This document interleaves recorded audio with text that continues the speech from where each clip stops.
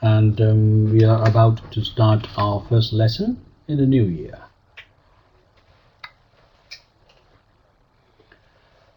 Hi. We have been looking at the judiciary, mainly covering what we have in chapter 6, if you like, the first part of chapter 6. There was one or two slides, or 1.5 slides that we haven't finished before we move on to looking at judicial review.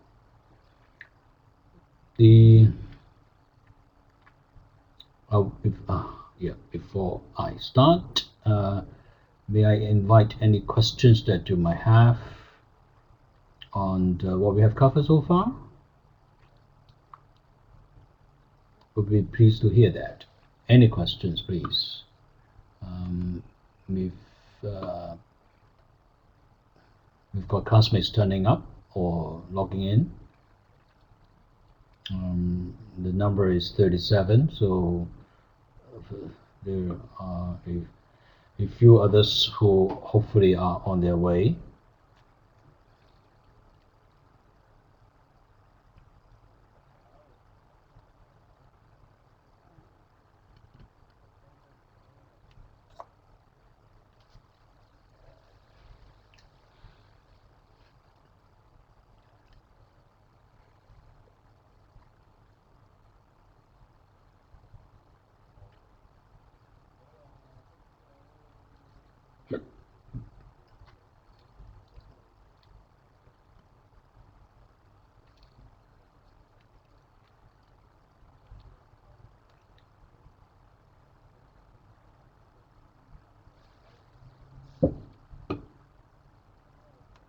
Anyone? Any questions?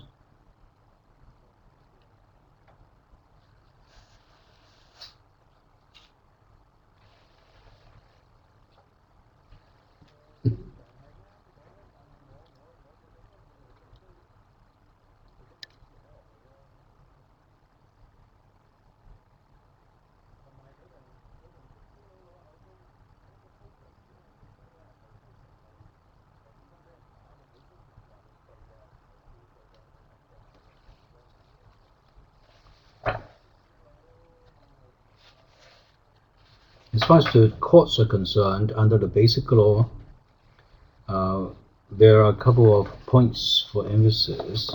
I think the first major point is the emphasis on continuity. This continuity is such that it is if you like, the underlying concept, policy, and even treated as a doctrine when interpreting the Basic Law. So we sometimes call it the doctrine of continuity. And then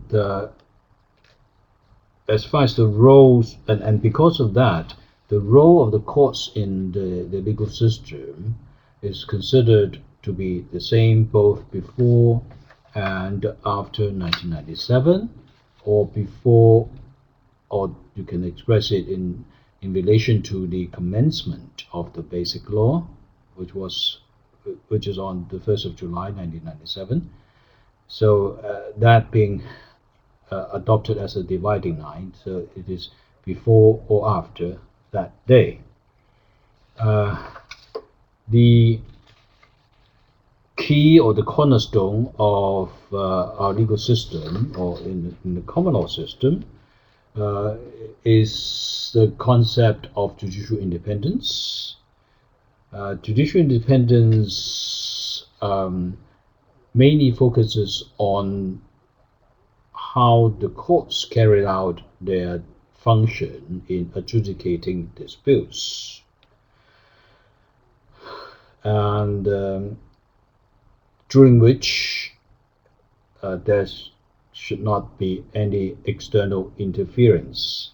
So the judges should be left to do their job independently. That's one aspect, or one way of looking at judicial independence. However, but at the same time, we had also looked at mechanisms which are available in common law society or in Hong Kong, which goes to securing or enhancing the independence of the judiciary. And we borrowed the concept used that was referred to in the Canadian case of Illegality against the Queen, where it was considered that job security, financial security, and institutional independence are critical elements of judicial independence. Then we look at job security, and we also look at financial security. And before we left, we looked at the mechanism for appointing judges, so who can appoint and the mechanism thereof, and also the removal of judges, how it is governed by the basic law. The other was about the retirement age, which as recent as December 2019, there was a new piece of legislation passed, or an amendment legislation, which basically adjusting the retirement age, adjusting up the retirement age of the judges of different levels, being with the top judges, retirement age move up from 65 to 70. District judges, there was no direct raising of retirement age, but it was given a statutory, given a discretionary extension for up to 5 years after year 65. And then their financial security we mentioned, how they are being paid according to an independent salary scale, which is being looked at also by an independent body outside of government, advising government on judges' pay. And we have also looked at the removal or the conflict of interest issue. Judges would try their best to avoid any conflict of interest. And the CJ has published a guide to judicial conduct. My next slide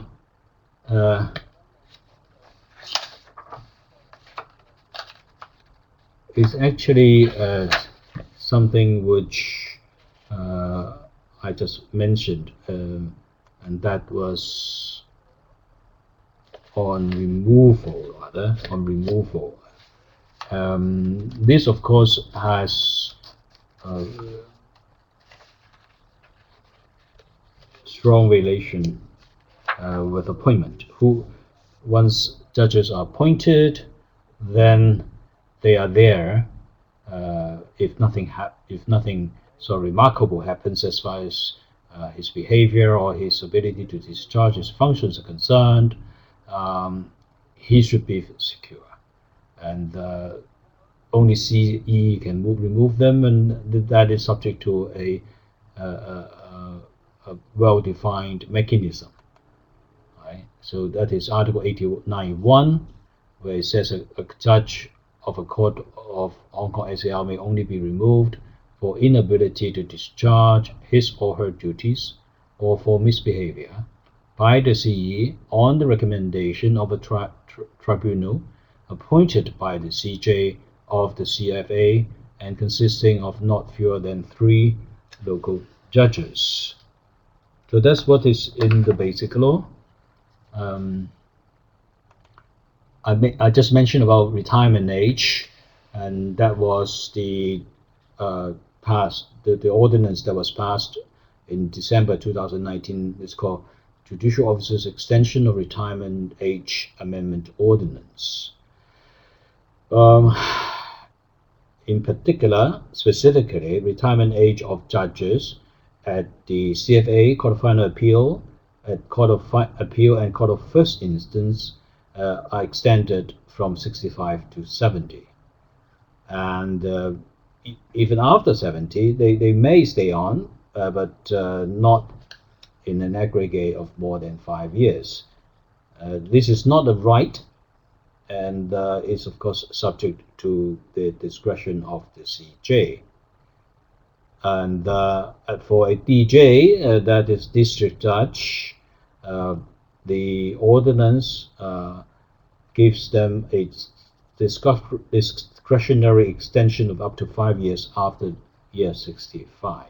So for some, they may work up to age 70. About other judicial officers, such as magistrates, their retirement age was extended from year 60 to year 65. That's on the retirement. So up to this point, appointment and retirement. Any questions there?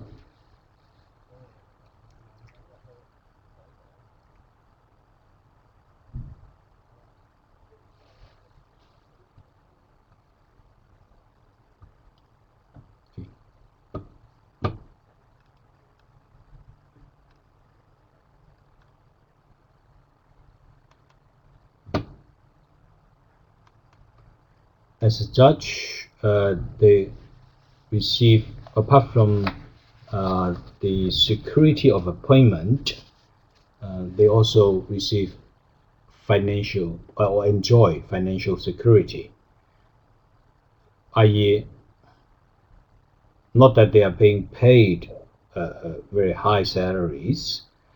The point is that it is a very stable and secure source of income from government. And so judges don't have to worry about not getting enough money to raise their own family, and usually judicial salaries are never cut. Article 93 stops salaries being reduced below 97 level. This was for addressing the concerns or worries raised by some of the judges, and as a result, it was made explicit in the basic law, and so that there will be small to prevent. However, this is about continuity again, right? Continuity again. Before 97, they pay X dollars. After 97, they will still be paid X dollars. But this does not prevent small cuts in judicial salaries. It's a bit of a technical arrangement. The judiciary is part of the government as far as the provision of governmental service is concerned. So courts in Hong Kong are providing judiciary service to Hong Kong citizens. Hong Kong citizens who have disputes among them to settle, to decide who wins or who loses, are entitled to going to court. And of course, that is only when, and I think is the case, that Hong Kong citizens, by and large, generally trust the judiciary. The judiciary had been campaigning for an independent salary, independent from the mass, from people generally, so as to give even more enhanced image of independence to the judiciary. However, government has refused to introduce such a law. So the position is that despite the I'm so sorry.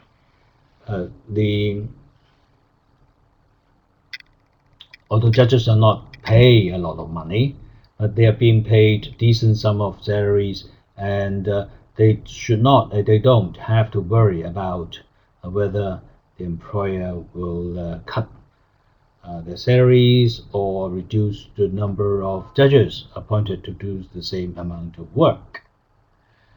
But as far as government is concerned, it has so far refused to introduce a law, particularly to address this issue of financial security, which arguably should go up and down together with the public's trust over whether judges are enjoying judicial independence.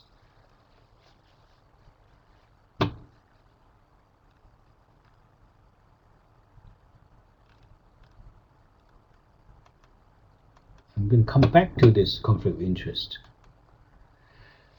Well, just an example, and against the doctrine of justice must not only be seen, must not only be done, but seen to be done.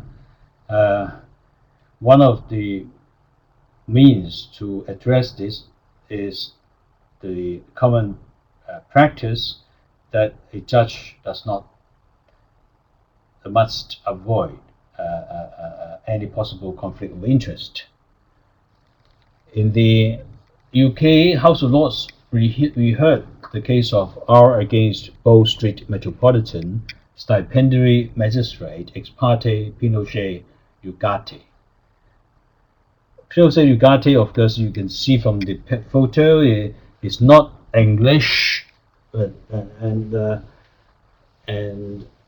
he was holding a position of I can't remember Pinochet. He was the president, I think, and there was a human rights complaint against him, and the judge who initially heard the case did not reveal the fact that his wife had worked for a party to that particular case. So it's not that the member, if you like, acting in breach of the conflict of interest requirement by talking to the judge on the case. It's a very difficult one, especially when the judge was a very good friend of the person. Right? So, in most cases nowadays, even in Hong Kong, is advisable to follow the guide to judicial conduct issued by the Court of Final Appeal, in which rules have also been set for judges. These rules for judges normally you may consider themselves to be too strict.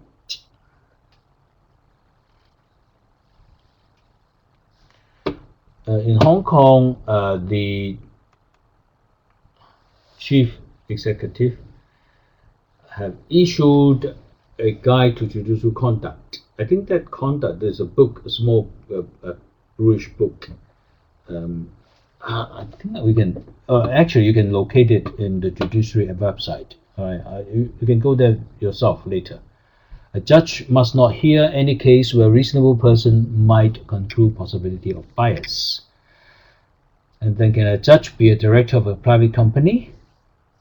Can a judge be a director of a private company? What do you think? Can he or can he not?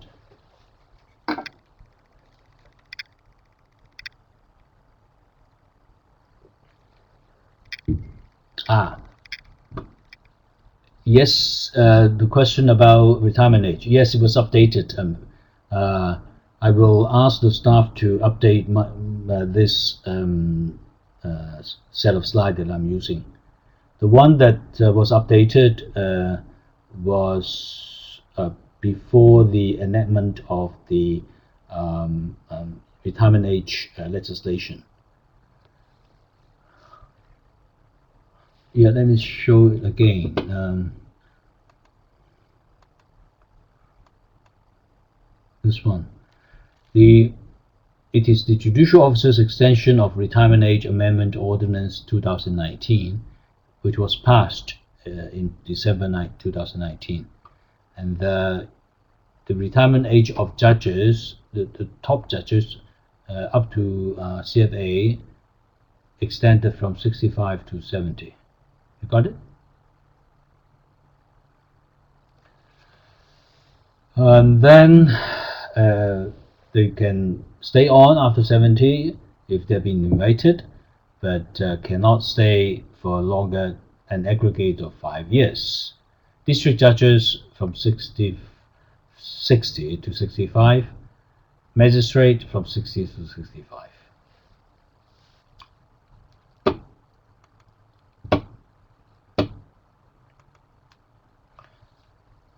Financial security, I mentioned. Are there any points you wanted me to cover here on this slide? Basically, make sure that you feed the judges well, so they can concentrate in their work. Avoiding conflict of interest.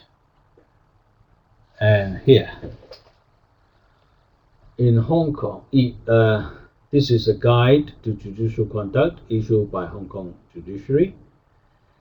The judges must not hear any cases where a reasonable person might conclude possibility of bias. Understand?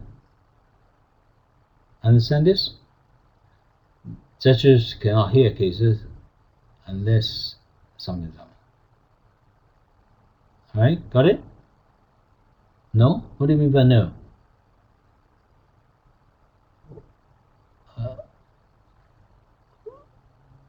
No about what? Please let me know.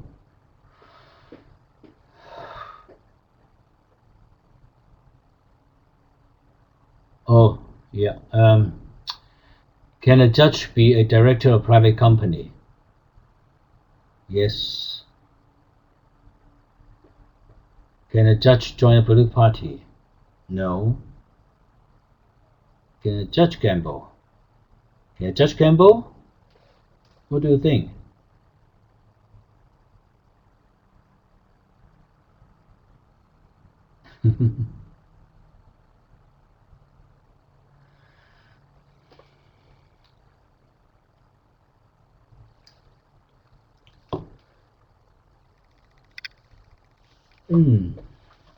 Yes.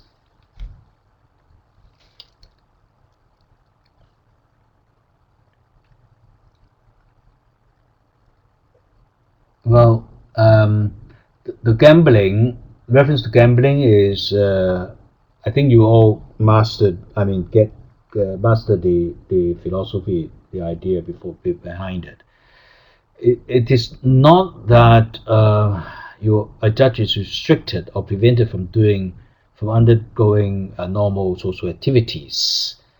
It is in the context of advice, so that they could avoid being alleged to be in positions of conflict, because it is so easy to allege, make allegations of conflict, but not that easy to prove.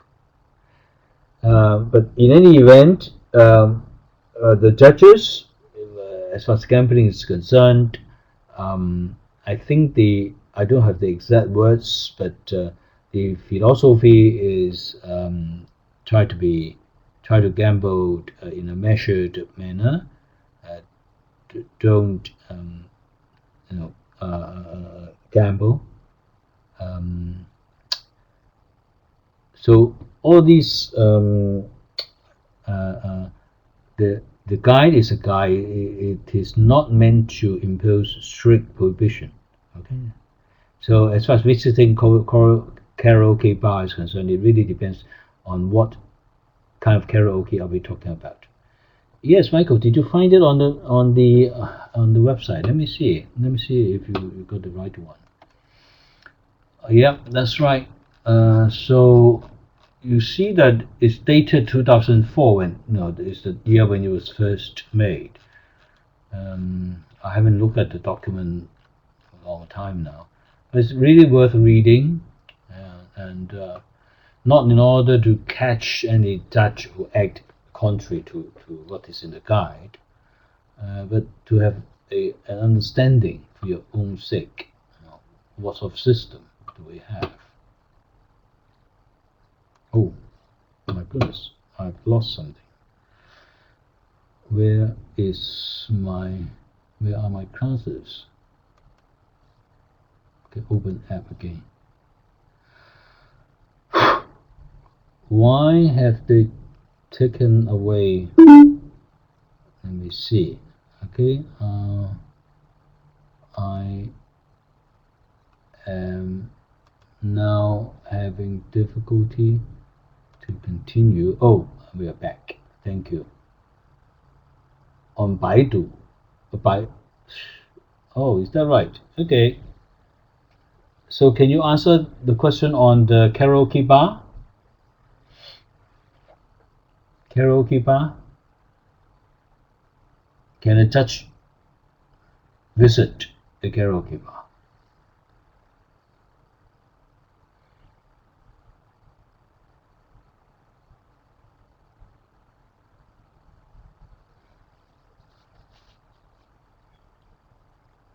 Well, we are very, most of us are, I think, will respect the judges, and you will see how restrictive it might be for them. And once you become a judge, then if you were promoted to district judge and above, you will never be. You will undertake not to go into private practice after the judgeship. Whether it's a good thing or not is arguable, but it's being, I think, religiously followed.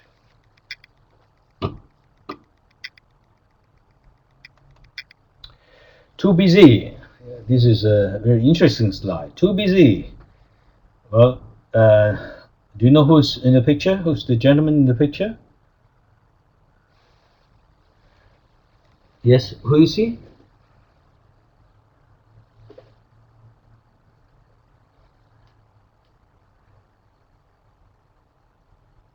It's formerly a judge, Mr. Pang. Former judge, Mr. Pang. And judges sometimes also help with other jobs in government, so they may become a member of the commission and exercising powers under that ordinance.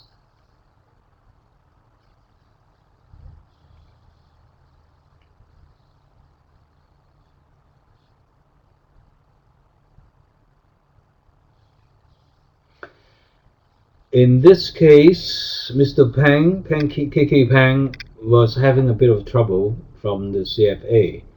A case that went before him when he was magistrate was not, according to evidence, was not properly displayed.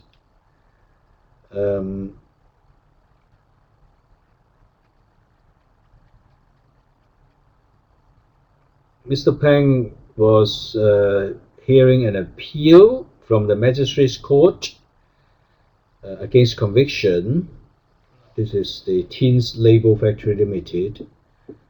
At the appeal hearing, the case went to Court of First Instance, sitting as an appeal court. And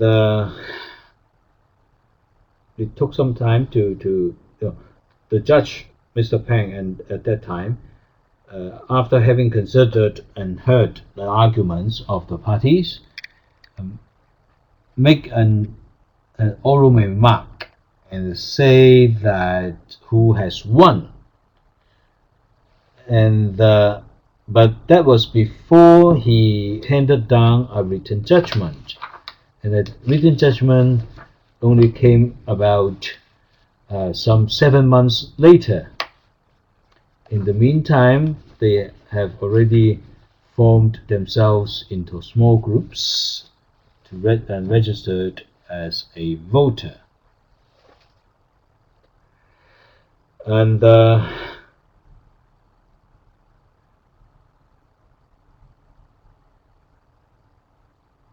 interesting enough. I mean, what I wanted to do, actually, I'm so sorry that I went off a little bit. What I wanted to show you.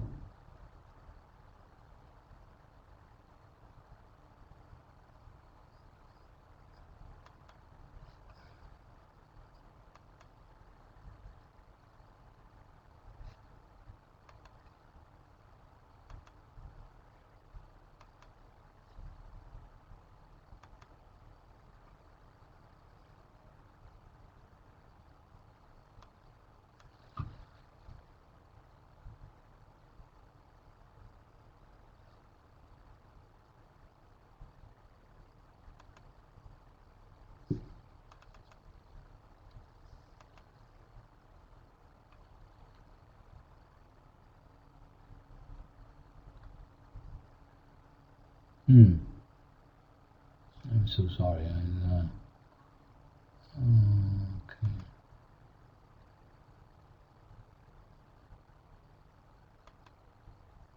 What happened?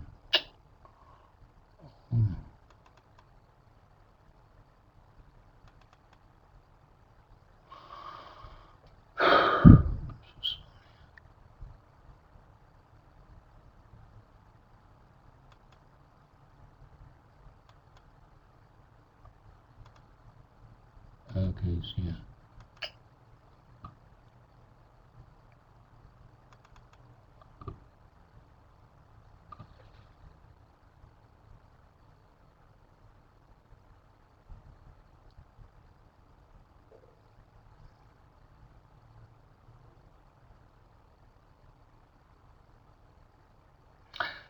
Anyway, I was looking for the judgment for you to look at, but that I think probably what is on the slide will be enough without much elaboration. I tried to get into the facts of the case, but anyway, I'm so sorry about that. So it was a case initially where the Tinsley Book Factory Limited was convicted, and that of a criminal offense. That appeal, then they appealed, and under our system, Court of Final Appeal acts as the intermediary appeal court. So the case went before K.K. Pang. He, having heard arguments from both sides, decided in favor of the appeal. So the conviction was quashed. But he didn't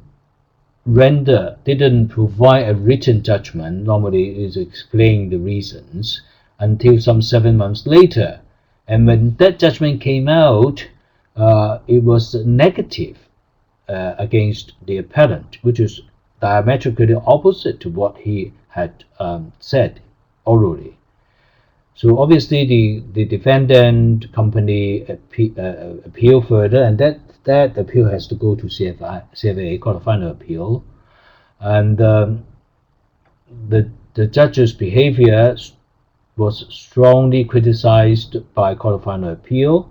That is more about the lateness, 7 months later, and also the apparent change of a decision. So that was considered very undesirable, and therefore with this slide too busy. Now, too busy is this. You see, Pang was at one stage chairman of the Electoral Affairs Commission, and that itself is a non-paid job, and I don't know, it would be logical to think that he didn't take up any full-time appointment with pay following his departure from the judiciary. However, this case had been hanging in the system, and will have to be dealt with without waiting for Mr. Pang to find time to appear in court physically himself. So that is about the judge. So we have looked at the payment, the pay scale, the fact that they can act.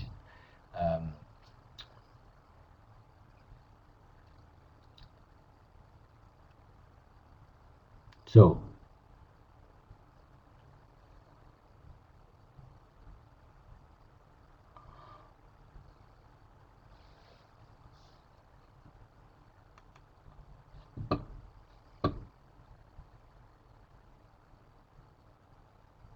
oh yes, you located the case. Yes, this was what, because I had it downloaded some time ago, and then suddenly I just don't know where to retrieve that. So just take a read at that judgment, and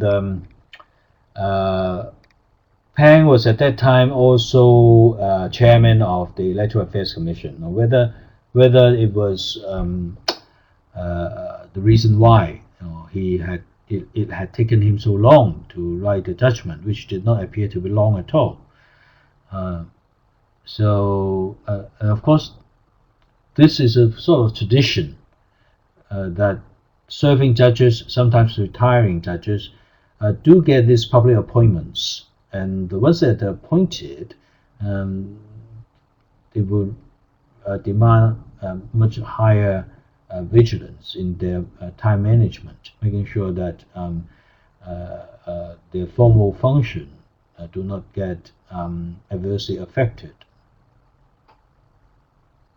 Got it? And so I wanted, if there are no questions on the appointment of judges and removal of judges and who they are, what they are, how they perform themselves, then we can move on to looking at judicial review. Judicial review.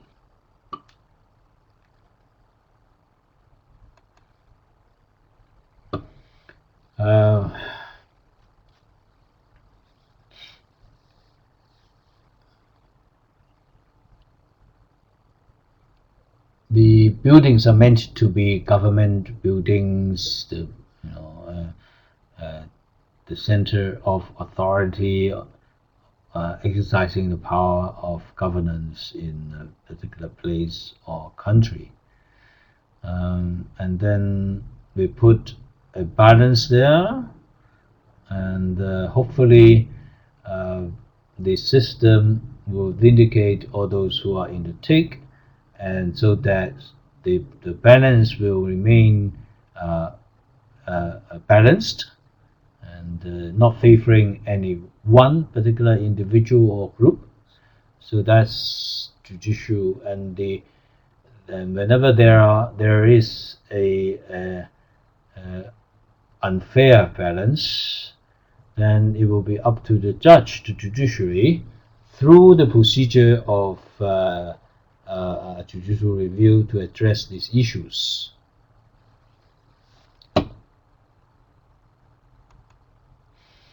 What is judicial review?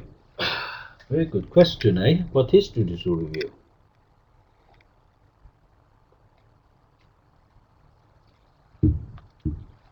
There's no official or perfect definition. We can do that by identifying some of these distinctive features, particular features which are distinctive. It may be defined as, yes, Chinese is Sifat Fuk Hat, but then it doesn't tell you much except that there's involvement of Sifat. Fuk is a repetition. Had seems to suggest a critical analysis. So they may be defined partly as the process by which courts review the legality of actions and decisions and omissions of government and other public bodies. And as a result of this, availability of this procedure, acts of government and other public bodies can be challenged in the same court system that hears citizen cases involving ordinary citizens. On the mainland, courts are called the People's Court. Because in Hong Kong, we don't have that tradition, but all the courts have been considered as independent and perfectly capable of the their job.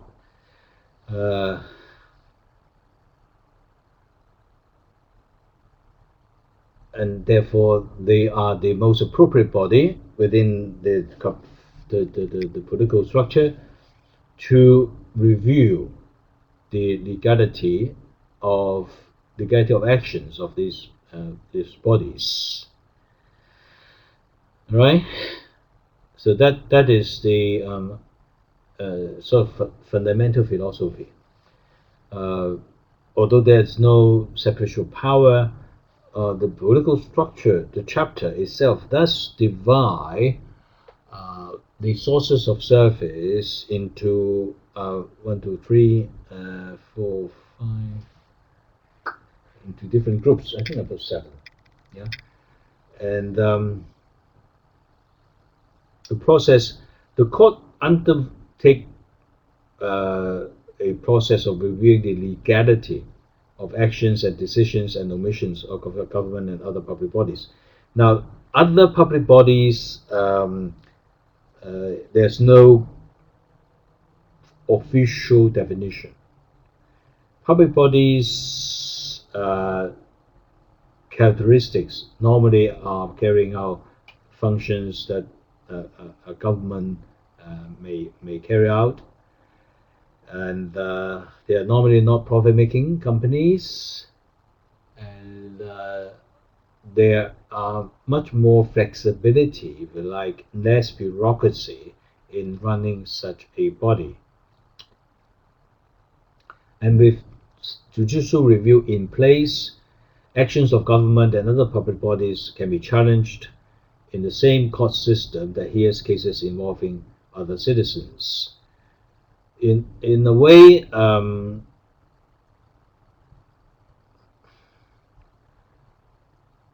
just like some places, they have a specific court system dealing with judicial review proceedings. In Hong Kong, we don't. There is a list, a particular list on constitutional and administrative law cases. The beauty of doing that is for the respective judges to build up their own expertise. If the same or similar question arises. Right, so this judicial review has the advantage of getting an independent court system, a court under an independent system to look at the measures of government from a legal point of view. You often may hear that the judges don't involve in politics. What they're concerned about is the lawfulness of government decisions, or they look at the legality by applying the relevant legal principles. And among all these, there's a higher level value, which we call rule of law. And many scholars will argue that because under the rule of law there is a principle that everyone is equal before the law, such as that put forward by A.V. Dicey, it is the court's function to review whether actions or decisions of government meet the requirement of legality. Every decision taken or action or policy has to meet the rule of law requirement, and therefore all these concepts and principles come in. For example, everyone should be equal before the law is one of those, and so this is all in the interest of enhancing the rule of law.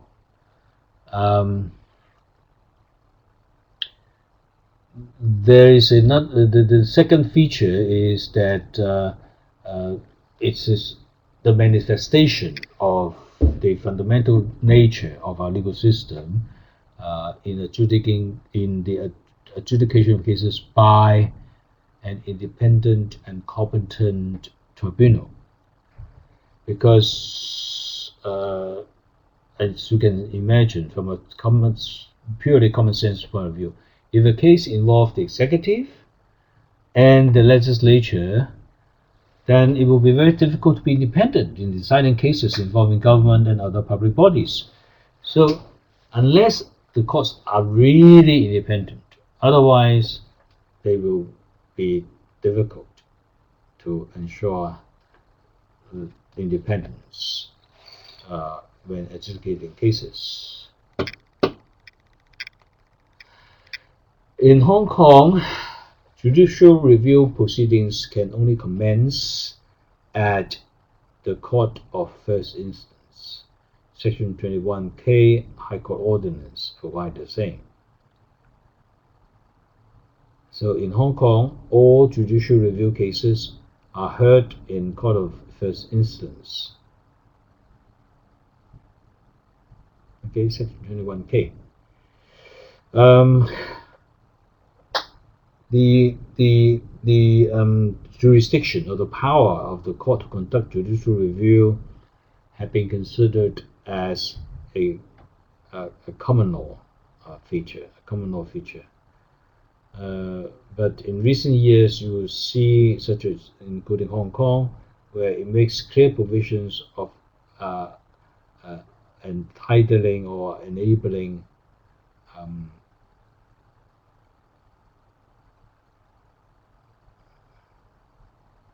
such applications to be made to court in relation to government actions and also public body actions or decisions of public body. The next question we want to ask is, okay, first of all, we have settled that I think we have agreed that government and public bodies can be respondents in judicial review applications. Who can be the applicant though? Are there any rules? Anything that they have to follow? The applicant, well, they cannot just bring JR simply because they dislike government decision. All right, that's very clear. If you're not supportive, or in fact you see big gaping holes in the legislation that the CA is asking you to help get the necessary support, you can't do that. If you saw and knew that there was something being kept in contravention with the law, then you should be able to bring the judicial review. But if you simply don't like it, then it's arguably no such power. And the person must be affected by that action. Leung Kok Hong, in fact, had been such a person in various judicial review applications, and one of which I'll show you later in our next slide.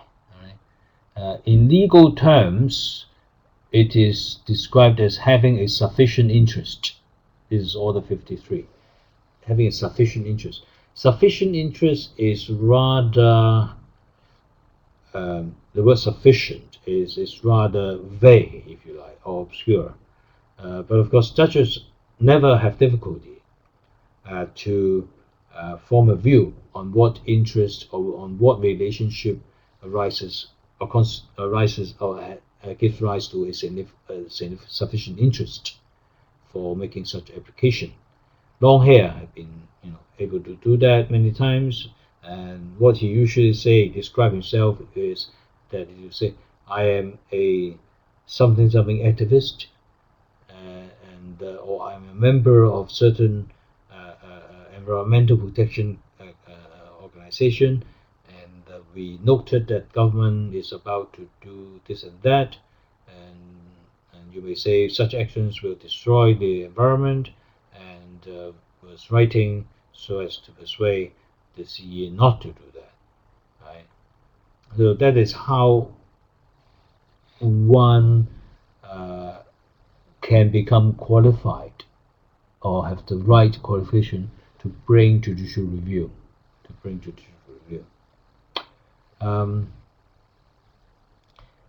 It's not an easy one, but in relation to government actions or implements, citizens may find it less difficult or may find it easier than before to make such application.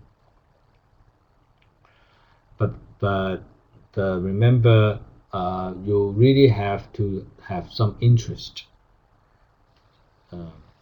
in the case. Now, some interest in the case, this is different from interested in. What somebody may be interested in doing this and that, but they may not have an interest in that thing. Just like here, the sufficient interest test is about whether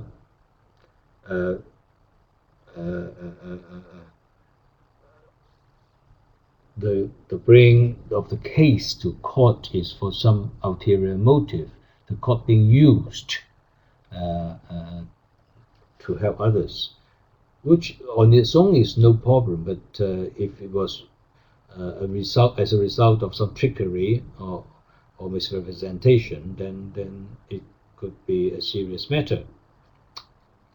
The fourth bullet point is this: courts nowadays, they take a generous view of sufficient interest test.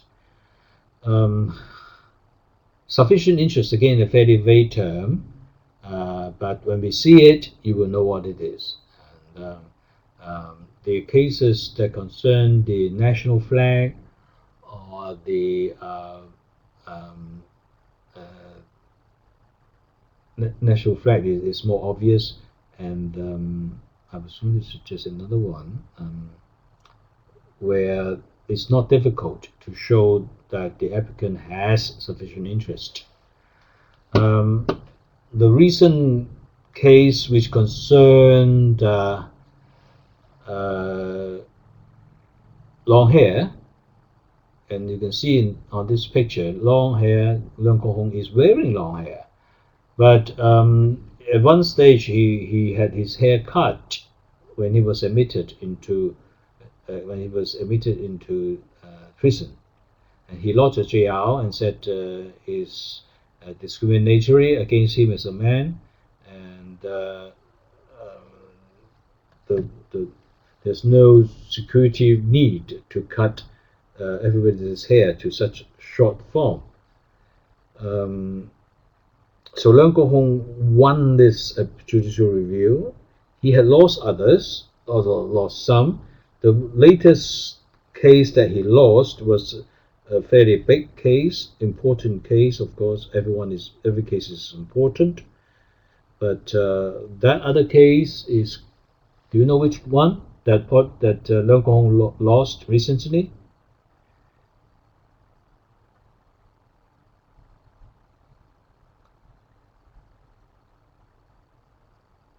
Do you know the case? I mean, which case what we're talking about? It's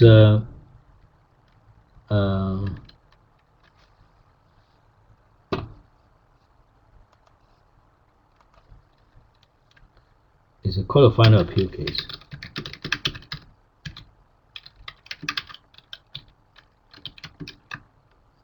It should be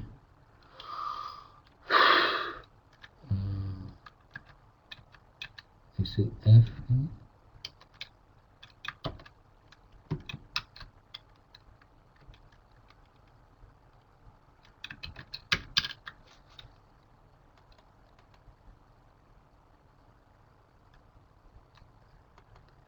Do you know which case?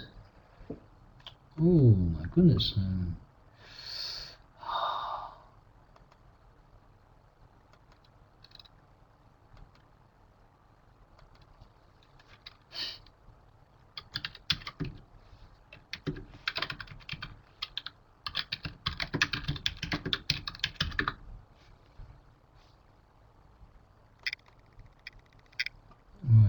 this case? This is the oh, I've lost you guys. Oh, what have I done? Oh, yeah. Yep. Got it? I don't know. I don't know why I can't type anything onto this dialog box now. Why is that? Please let me know. Okay.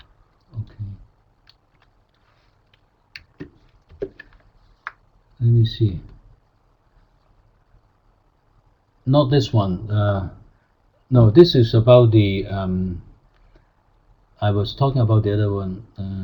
This is an old case, right? Yes, the case that I referred to on the slide. I was talking about the recent case. The recent case is actually this one. I don't know why I can't get it.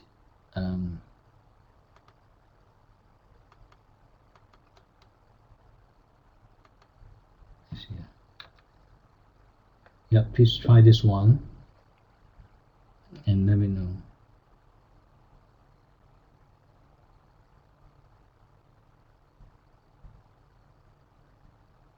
The haircut case is another one. This one, Chen Kin Sum, is actually the public possession case. Haircut case, yes. Let me see. The one that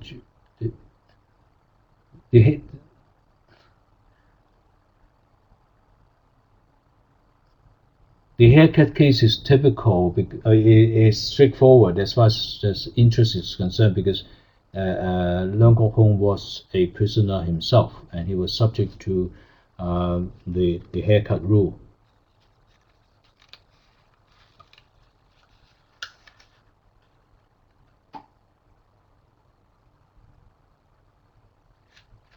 All right, there will be too many actually, but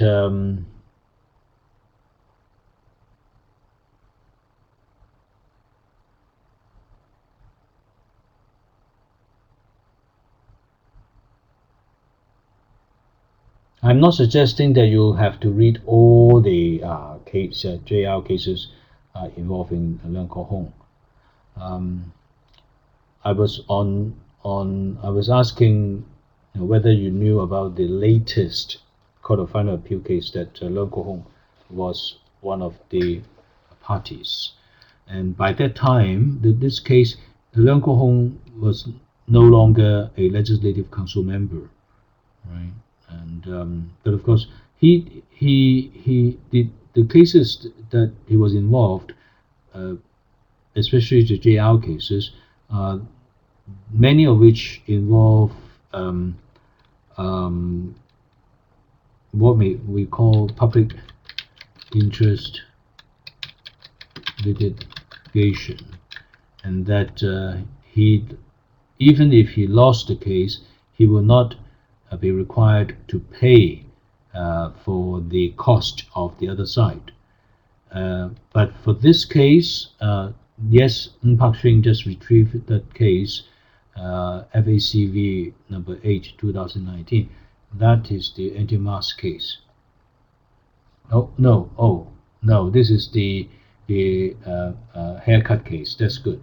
Actually, I should mention, this is a very useful resource for you, for those who are interested to look at these cases and but didn't really have time to look at the full judgment.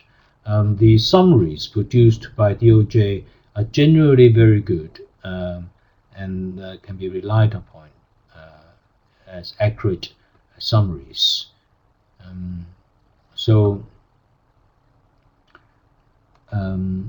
Now I mention these because normally, I think you will know, a losing party in a court case will have to pay the cost incurred by the other party. This same rule, this rule applies to judicial review cases in the same manner.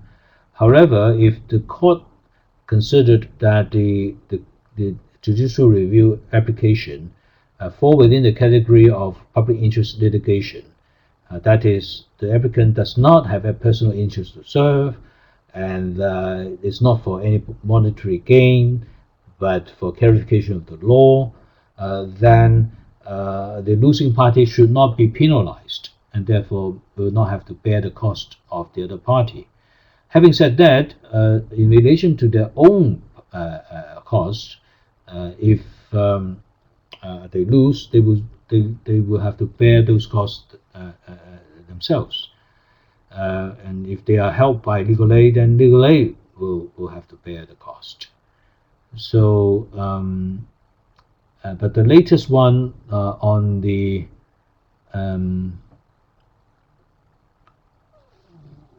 this is what is this the haircut case as well, right? This is where you can find the haircut case, the anti-mask one. Okay, for the anti-mask case, you will find that the Court of Final Appeal on this occasion did order the payment of cost as a result. So you will see, I don't know whether they are going to apply to the court for a variation of that order, but up to this point I haven't heard yet. So so you will see in the judgment. I'll just highlight that or cut and paste that part for you. And this is in the very last paragraph, where the court order that paragraph 148. We make an order nisi that the cost of the appeal be paid by the respective applicants to the government, and further direct that submissions parties may wish to make have to be done within 14 days. Now, when was that judgment delivered? CFA, all right, December 21. So 14 days. It's not quite 14 days. I think it just passed 14 days. So I haven't heard if they have written. They might have. If they have, then there will be another legal battle to argue cost. But what the court had done was the court had made an order nisi. Order nisi means temporary order. Order nisi means is not permanent, but only temporary. The court can be persuaded to change, right? So this is what I wanted to let you know. Fine.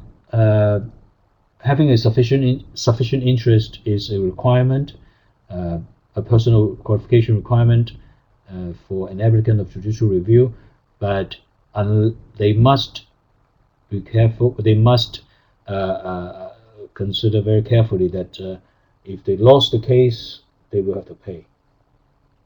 Right? So a very simple quotation from the case of English Schools Foundation. These are points of principle.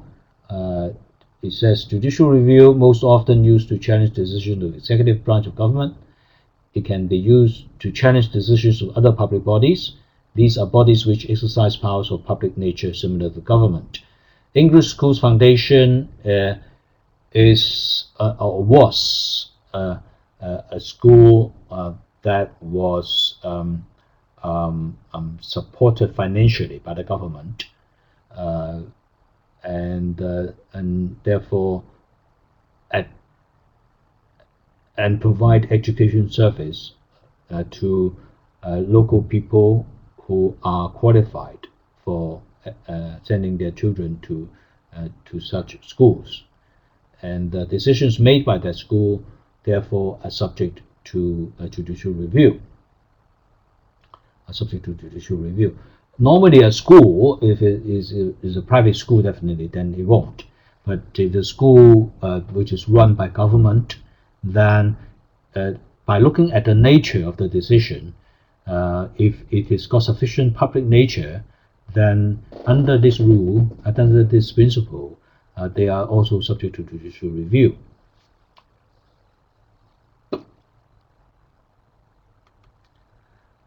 Now, when a judicial review application is made, as I had said, the courts will review the decision or action only from the legal point of view. They will not involve, the judges will not allow themselves or the courts to be involved in politics. Politics in the broad sense of settling differences in decisions or in views concerning public matter. The courts are only concerned about the rule of law, making sure that government or public bodies only act in accordance with law. And of course, when an applicant makes an application, it is the applicant's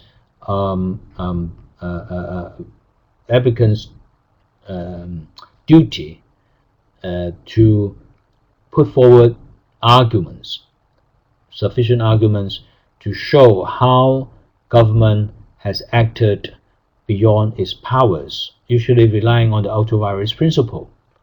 So you cannot win, you cannot have the court exercise its power to quash a certain government decision or to make declaration that a certain decision or some rules made is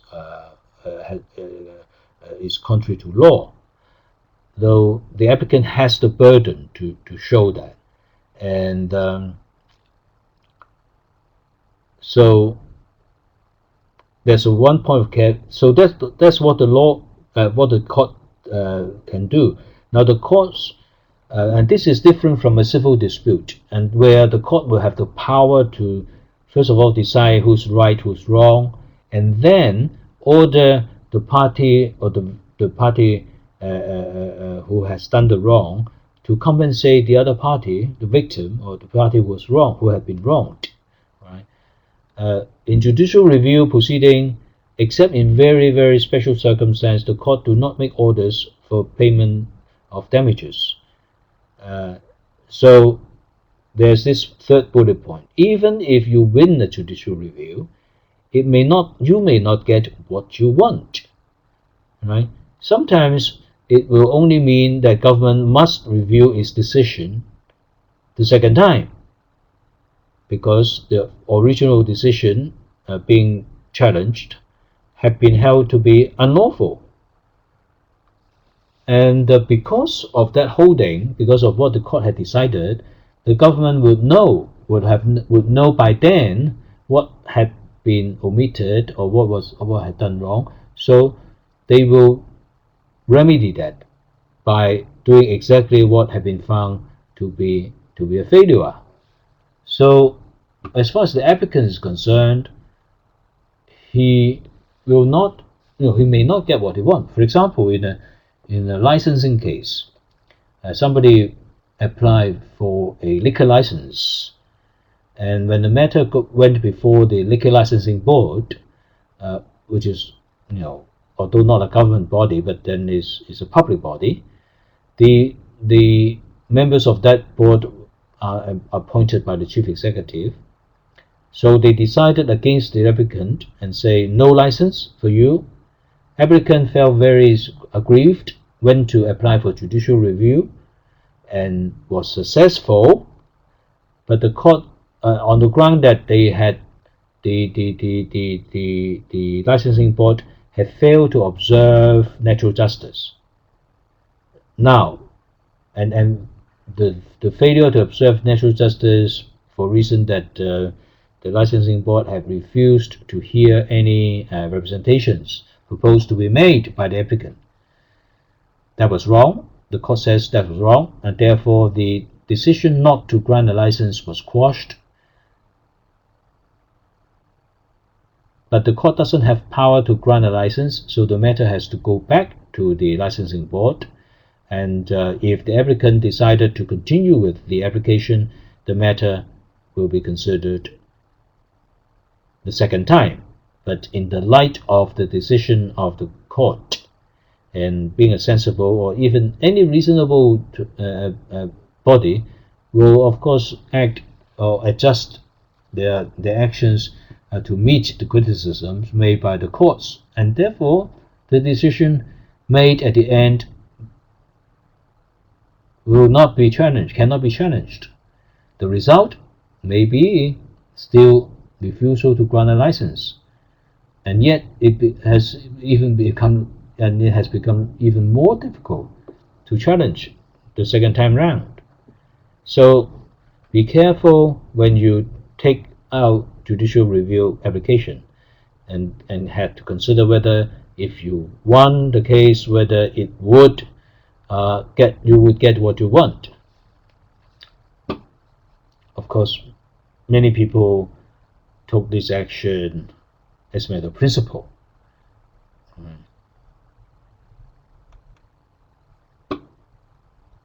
When will judicial review succeed? Well,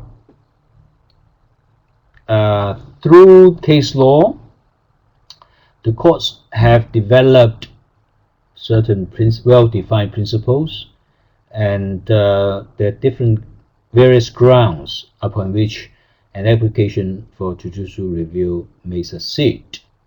And these normally will go back to the seminal case, the classic case of Council for Civil Service Unions against Minister for Civil Service back in 1985, where the English judge called Lord Diplock has made a very famous speech in House of Lords, and in which he categorized the grounds of making judicial review into 3 categories, and these are as heading. We'll go to looking at the detail a little later. First is what we call illegality. Second is irrationality, and now largely replaced by the proportionality test. And thirdly, on procedural impropriety. All right. Now it's 8:12. Let's take a 15-minute break and come back at 8:30.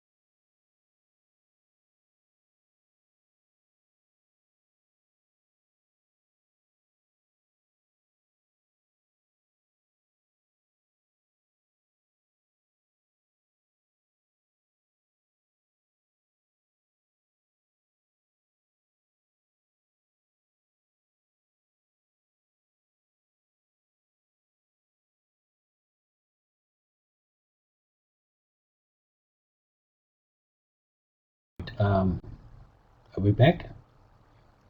Oh, I'm back. Thank you for the break. Let's carry on then, please. We started with the usual grounds of judicial review that was established by the well-known case of Council for Civil Service Unions against Minister for Civil Service. This is House of Lords case, very well known, and in which Lord Diplock established these three categories. Now, these are not to be seen to be looked upon as a formula. This is not scientific formula that you have to remember, but indeed these categories are considered not closed. There may be other categories, and in fact it has been subject to judicial refinement and development.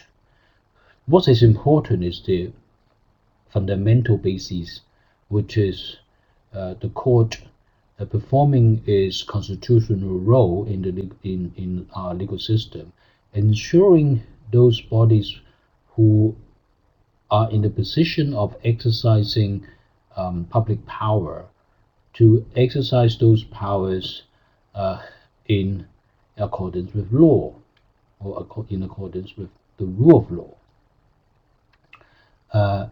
And that takes us to first category. It is called illegality. It's very easy to understand. Obviously, a public officer can only exercise a power, especially when depriving a citizen or another person of his or her property, or having his personal interests adversely affected, must have the authority of the law. If the public officer had acted without the backing of the law, that act must be illegal, or had acted outside of the law or beyond what the law has authorized him or her, that also makes the decision or action illegal.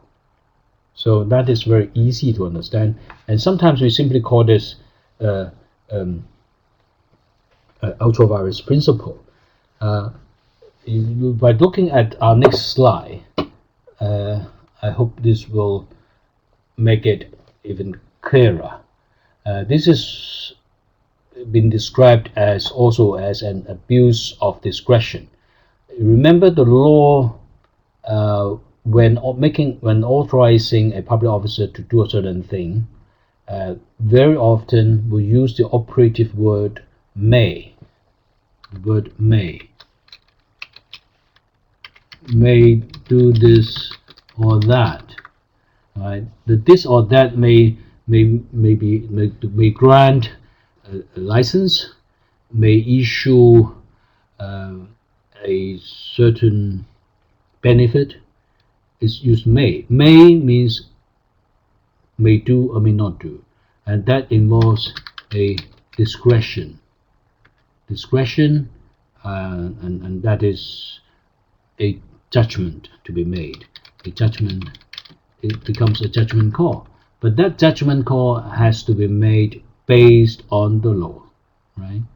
So if it is something beyond the law, outside of the law, or an abuse of the law, abuse of discretion, the action taken as a result is illegal.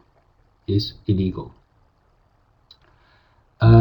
may notice that I use different expressions to describe what is fundamentally the same principle, and that actually reflects the different factual scenarios which may come under this category for judicial review. And we say that, second bullet point, there are different types of illegal actions, and these such as mistakes of law and fact, using powers for wrong purpose, or simply abusing discretion. Abusing discretion because there may be evidence of bad faith, mistake of law, and fact, and we can illustrate this through one or two cases. For example, and these are only examples, remember, because once you understand the basic principle, then you can sort of fit into factual scenarios which you will form a judgment as to whether the ground for judicial review under illegality is or is not available. The empowerment or the authorization is done by law. In Hong Kong, the law, the written law, is expressed in the form of ordinances passed by the Legislative Council. Dutiable Commodities Ordinance is one of these, and it says Cap 109. Cap means chapter. Each piece of ordinance is given a chapter number. So Cap 109 is the ordinance which was given the name Dutiable Commodities. One of its purposes is to authorize or to give the Customs and Excise. Customs and Excise is a department, it's a government department, to import the power to tax imported cosmetics. Cosmetics, I mean, you and I may have a different interpretation or understanding of what cosmetic include. And for Customs and Excise, it happened that in this particular case, they exercised the power to levy tax on soaps, Hermes soaps, which cost around 72 Hong Kong dollars. Hermes is a brand name with a lot of people will realize, and they probably are well known for selling cosmetics. But whether a bar of soap, as shown in the picture, falls within the definition of cosmetics was subject to argument, and obviously Hermes Pacific challenged the Commissioner of Customs and Excise and alleged, complaining that the Customs and Excise had exceeded its powers under the law. The court was with them, accepted the argument, and therefore held that the collection of tax, the levy of tax on this soap, was illegal. So one may wonder why government would have made such a mistake. Well, it only reflects, as our system will allow, is laws are made by the legislature and implemented by the executive or people or institutions authorized under the law in the manner and within the meaning as understood by the executive or these bodies exercising these delegated powers, and which may or may not be, may be wrong, may be beyond what the legislative body, the legislature, originally contemplated. This is understandable, and of course, thanks to our system, where if somebody is aggrieved by that, could take the matter to court for an independent judge to perform what we call and what we now know judicial review. Remember, this judicial review thus is not an action, it's not a civil action, so the court doesn't end up ordering the commissioner to pay damages to Hermes Pacific.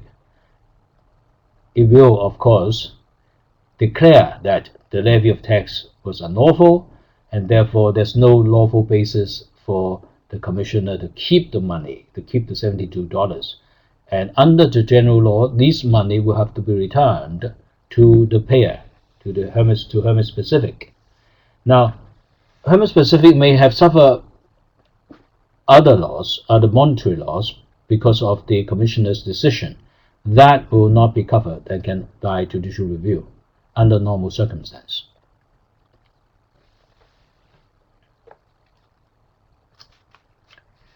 Another test which requires a little bit of explanation is called irrationality. Irrationality. Now, irrationality seems to suggest is only when government or the public body was acting so irrationally, was acting out of their mind, out of mind of a normal institution, that their action would be declared to be not lawful or against the law. Now, if that was the case, then it would mean very difficult to challenge the lawfulness of the government decision or action.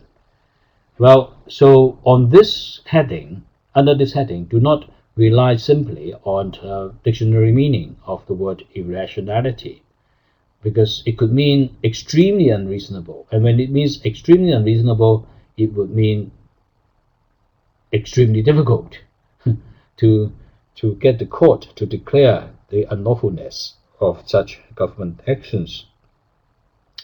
In the case of Wednesbury Corporation 1947, it elaborated this concept of irrationality in the following words: the decision must be so outrageous in its defiance of logic, or so outrageous of accepted moral standards, that no sensible person could make such a decision or could have made such a decision.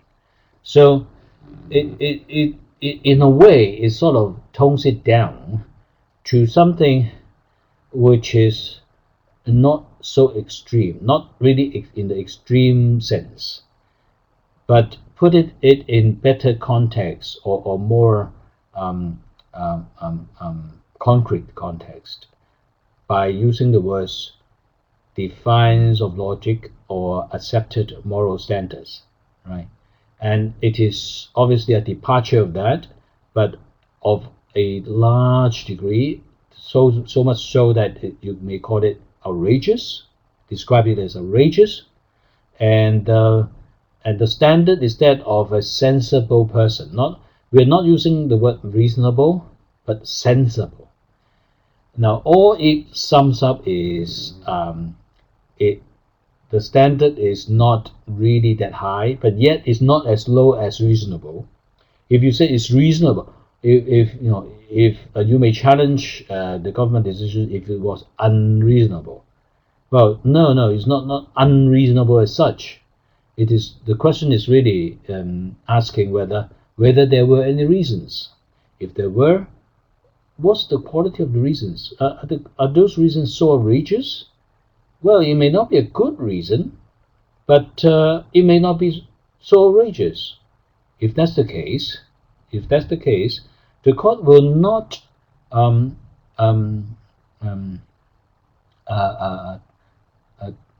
take over the role of government. It is the government to make the decision.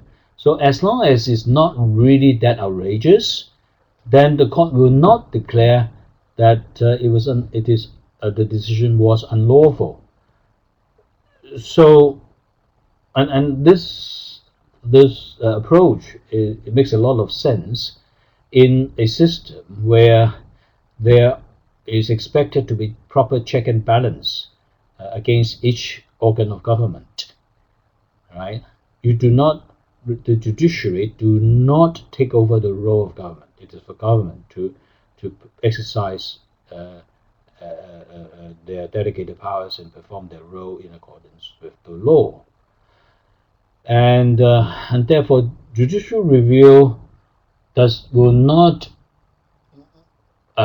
render bad decisions unlawful. Bad decisions are bad decisions, and the judicial review proceeding is not for that purpose.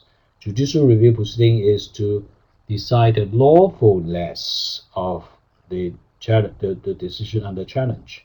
And lawfulness here, under the second head, means what we sometimes call Wednesbury unreasonableness.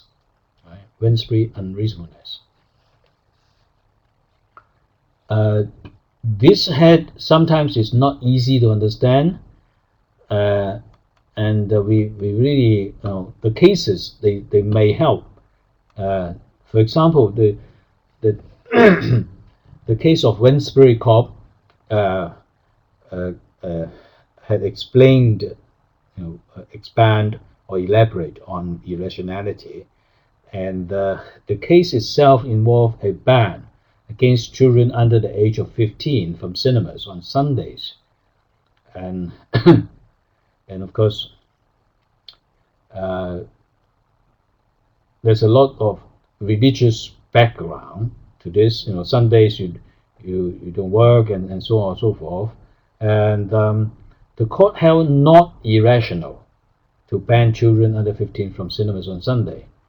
So the court is not saying that they agree, but they are saying not irrational. There were some reasons on that, right? And you will see that this ground of irrationality, as I said, had been sort of under development, and eventually if you like, the more modern approach is to apply the test of proportionality. After all, it is a matter of balance. The reality is, as government, when it is deciding to undertake certain measures in accordance with the law, there will be various options open, and Wednesbury unreasonableness is basically saying that, well, these options, as long as you can identify the options, and the government measure undertaken was among one of these options, then it will meet the Wednesbury unreasonableness test. It will be Wednesbury reasonable. It's not saying that it's reasonable, but it's Wednesbury reasonable. Then, if that's the case, the court will not intervene. It's only when the government act outside of these available options, then it may become may fall foul of, or may fall foul of the Wednesbury reasonableness rule.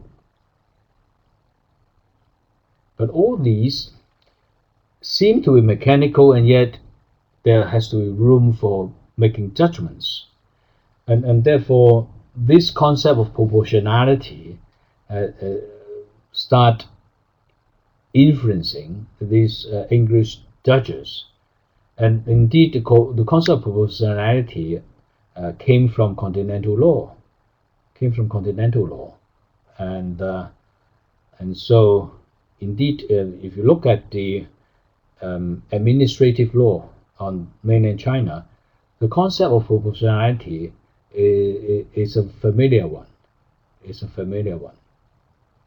And this is in the context of the PRC administrative litigation law, which bears some similarity to our JR, the Judicial Review Proportionality Test. And it seemed that the judges had accepted, developed this concept of disproportionality as equating Wednesbury unreasonableness, meaning that the government or the public body had failed to strike a right balance. So they do not start with whether there are options, because once you start with looking at the options, or whether there are options available, and fitting in the final decision to any of these options or variations thereof, would sound very mechanical. So, and in reality, it isn't the case. In reality, it is really a balancing exercise. So the court then will examine such complaint or such government action under complaint by considering whether government had struck the right balance or had failed to strike a right balance. And if the case involved imposing restrictions on certain human activities or commercial activities, or whether the restrictions went further than necessary.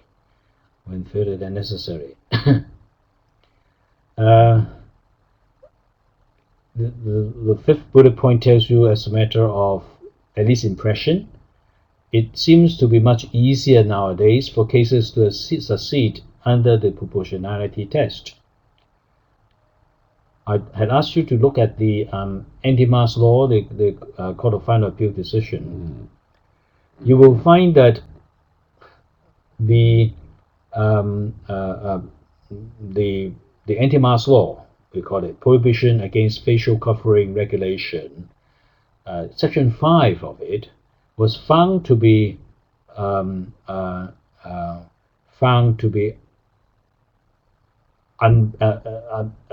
unproportionate because it was considered to be too broad. That rule, that provision is this.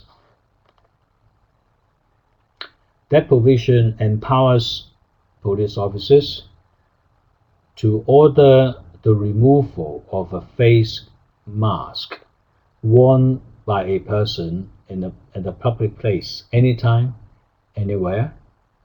And if the person refused to obey the order of removing the face mask, the facial mask, then it constitutes an offense. This rule, and with others in the same regulation, were to address this occasion of public danger in Hong Kong back in October 2019. And it was argued by government that because a lot of protesters wear masks for the embodiment effect, so that they would do things that they normally would not do, and people who apply violence on victims were also given support by others who are also wearing these masks in order to hide their identity, and made it that more difficult for the police to enforce the law. The Court of First Instance did not accept that such swinging, such broad restriction was proportionate, and therefore held that, declared that to be unlawful, not unlawful. Declared that to be unlawful. The case went to Court of Appeal and then Court of Final Appeal, and government actually did not appeal against this at the end. Did not appeal against that. The government instead appealed against the finding of the rules which applied to public meetings and public processions that were not unlawful. On that one, the CFI, the Court of First Instance and Court of Appeal, both held that they were disproportionate.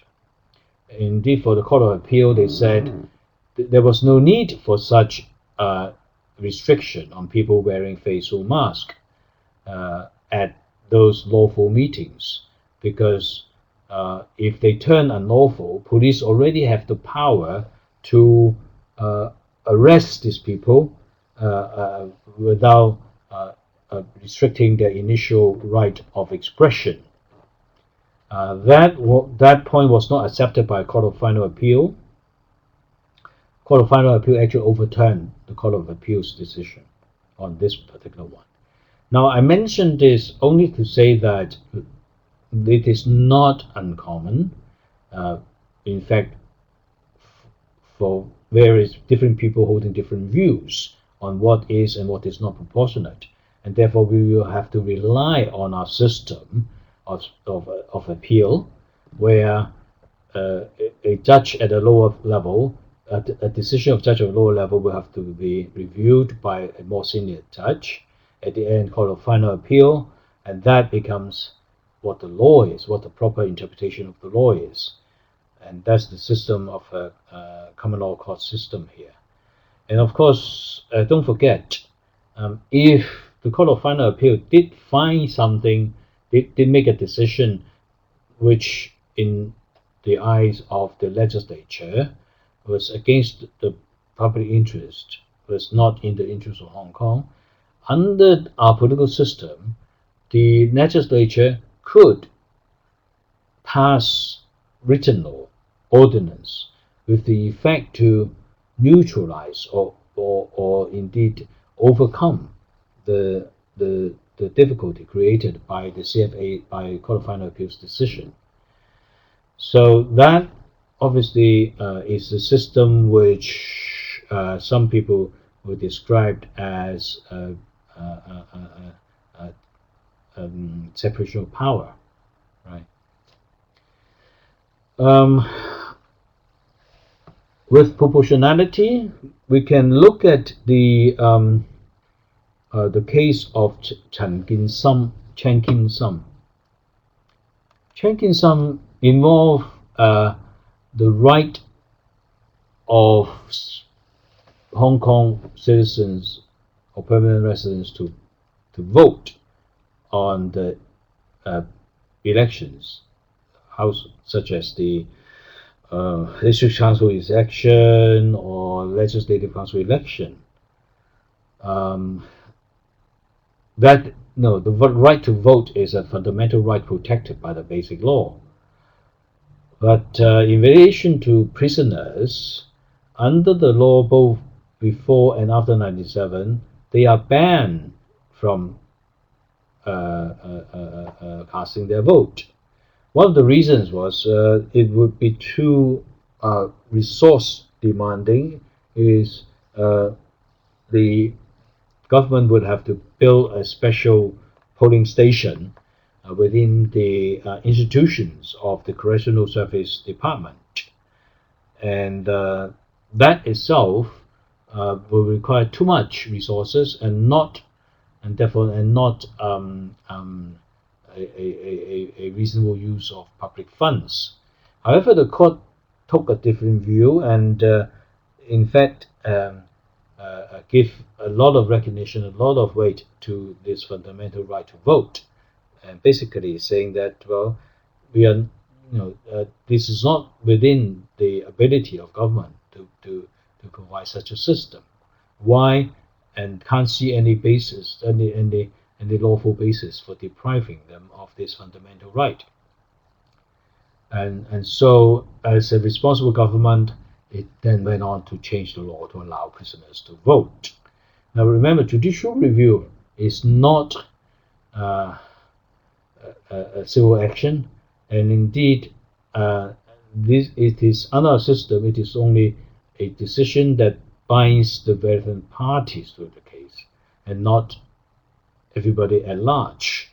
So if government decided to put the decision or the holding of the court into law, you will have to introduce an amendment bill for doing that.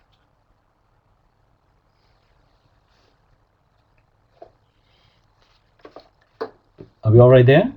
Any questions so far? We have dealt with illegality. We've dealt with irrationality as it developed into widespread unreasonableness, and now proportionality.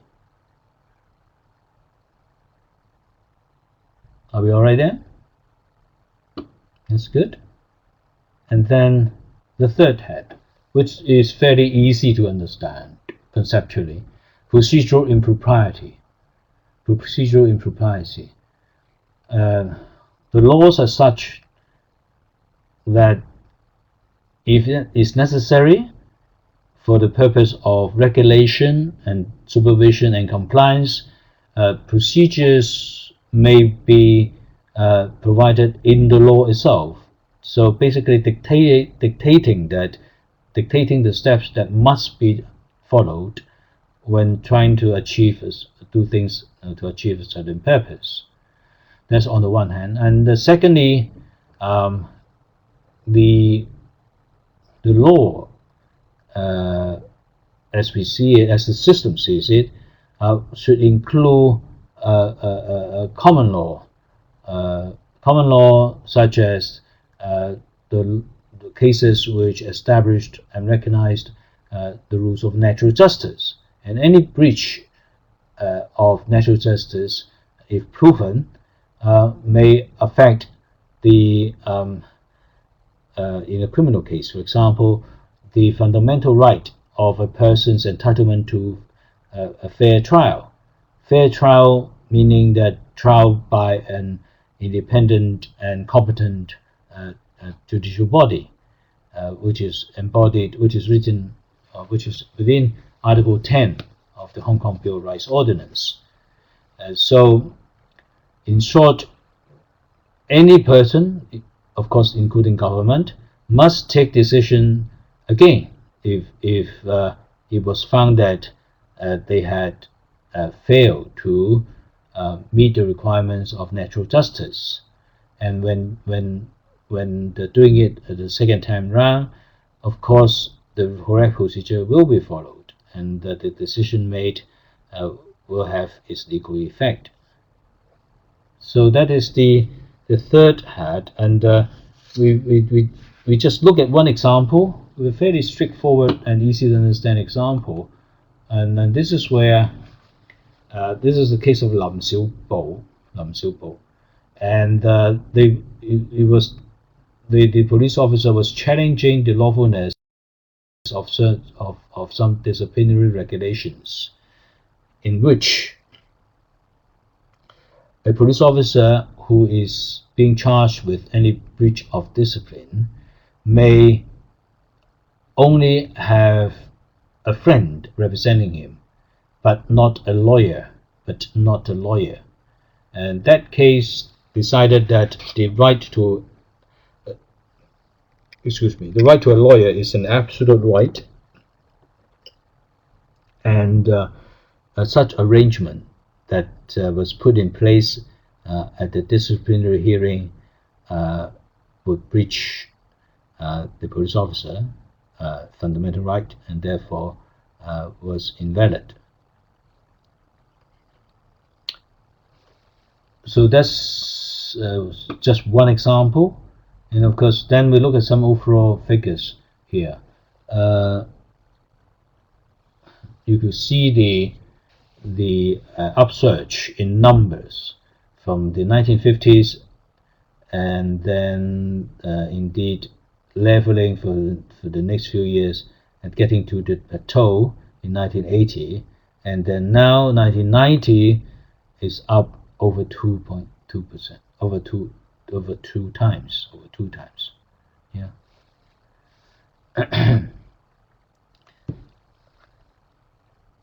And the first increase came when the Hong Kong Bill of Rights Ordinance was enacted, and it was the first Hong Kong law that protects human rights and having a major impact on our system.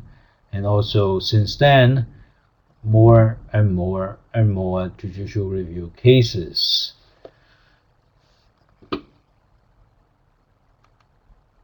Second increase, that was to do with the time when the Bar Association was starting to become more active than before. But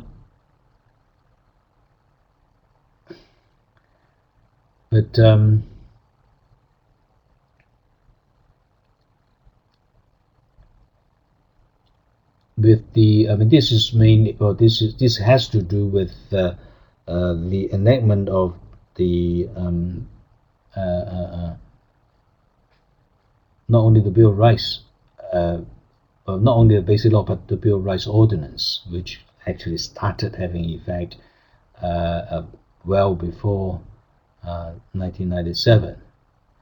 And it was immediately, actually, from July the 1st, 1997, there was a huge increase in judicial review cases, which mainly are in relation to the right of abode of children born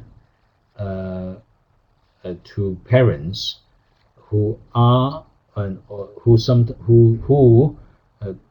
many of whom were Hong Kong permanent residents at the time of birth, and some were not, but later have become Hong Kong permanent residents.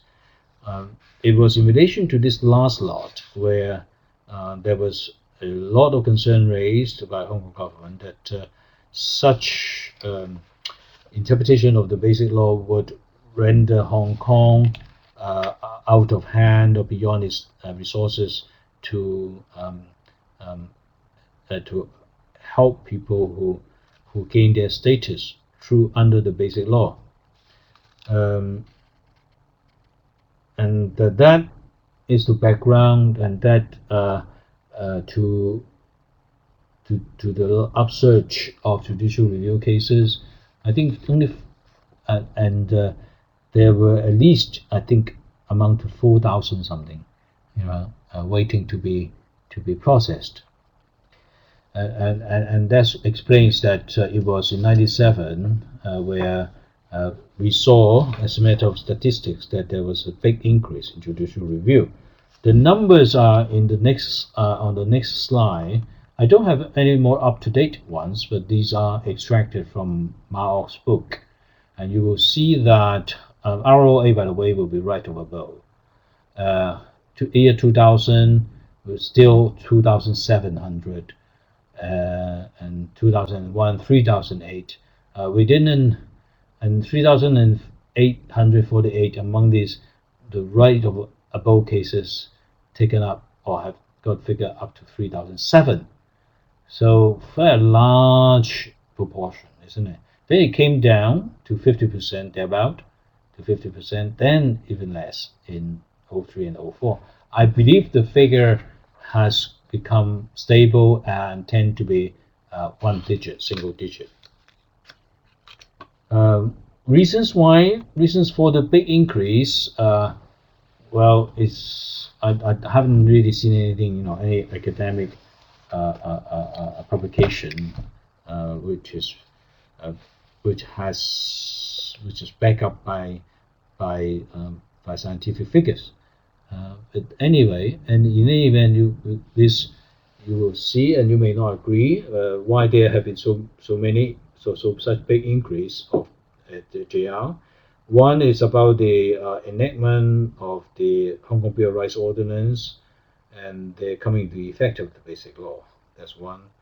And other important reasons identified by the CJ, also CJ Lee at the time, and that is in extract or learning activity 2 in our menu, and that is on page 72. It is there to test your understanding of reading extract 2, which is again former CJ Lee's speech that he made at the opening of the legal year in 2006. The second question that he asked was, what are the three main reasons identified by the CJ for growth of JR in Hong Kong in recent years? He said the three main reasons identified by the CJ for the growth of JR in Hong Kong in recent years. Third, what is the proper role of the courts in JR cases? And fourthly, what is not the role of the courts? So that's explain the increase phenomenon. Right. So we have looked at the grounds of Dutiable, and we have looked at some figures to illustrate the importance of it, or the growing importance of it. And then, having heard some political parties saying that Dutiable will cause problems, it's going to delay the mega projects that Legislative Council had approved. So, is that a real complaint, or what was it? And the very often quoted this example was the construction of the bridge that connects Macau and Zhuhai, and it was said that only because there was a litigation, the JR decision litigation, back in 2011 by Zhu Yiwa, it had put the construction work to a stop completely, and therefore they are now experiencing a delay in the construction, matched by increased cost in terms of billions of dollars. Now, with one example like Zhu Yiwa, can you or can you not say that JR is causing problems? Now, I'm not suggesting that this may be one of the exam questions, but just for the purpose of learning this, and I think this question is well put in the sense that it gets us to focus on one of the worrying issues now: cost, resources, time, and therefore quality of justice. So, and here is more about external effect on this mega project consultant, the builders. It's a difficult one, but you can make your own decision. I'll then move on to looking at a very important topic, and which could be controversial. It is the topic that I call constitutional review. Constitutional review. Another review. But this time constitutional. In its proper context, the word constitutional, in fact, constitutional review, is referring to a review of the relevant laws made by an authorized body for doing or putting in place or for implementing certain public measure. Now, we learn JL generally, and we do know that as long as an applicant has an interest in the matter, meaning that his financial or other interests will be affected, he will then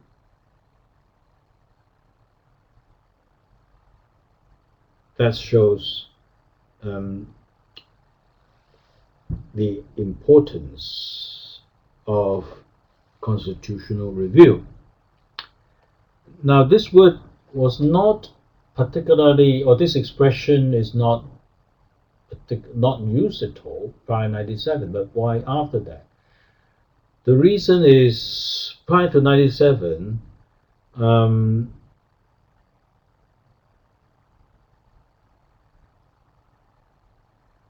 it's almost taken that very few, unless it was very clear that there was a breach of the law or acting outside of the law, there's really no ground for judicial review. But after 1997, with the enactment and coming into effect of the Basic Law, there comes the more often or increased reference to the Basic Law. And in that context, any local law made and found to be in contravention with the Basic Law would be subject to a declaration and return by the Standing Committee of National People's Congress. This makes this topic very, very complicated. Traditionally, you will see, as far as JR is concerned, it is used to challenge government by arguing its action was ultra-virus, and because of illegality, irrationality, procedural impropriety, etc. But if the law allowed government to take action, then not ultra-virus, and judicial review challenge would fail. But now it's different, and we can challenge the law and using basic law and Hong Kong Bill of Rights as the basis. Now, I hadn't sort of developed here yet, but one question is this: whether LegCo can decide anything, about what it says or what meetings can decide to do whatever it wants to do. That is the nature of a lawmaking body, unless there's law regulating its conduct of business.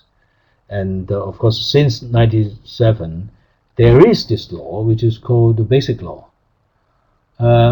So,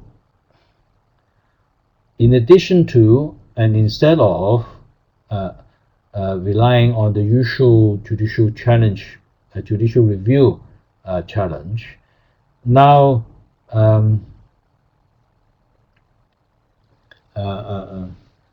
it's different. You can challenge a law using the Hong Kong Basic Law and Hong Kong Bill of Rights as the measuring stick and say, oh, this law is in contravention with the Basic Law or contravenes the Hong Kong Bill of Rights. Then it will trigger off the proceeding for the court to review these matters, these documents particularly, in order to examine their lawfulness. And the Basic Law has a role because, as you remember, Article 17 of the Basic Law confers on the Standing Committee of NPC a power to return laws passed by LegCo.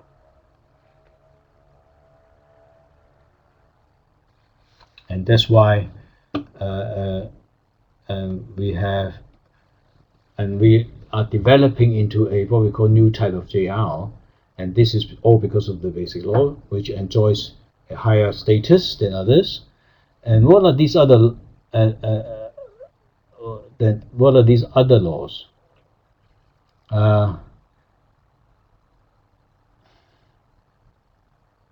It protects human rights, Bill of Rights.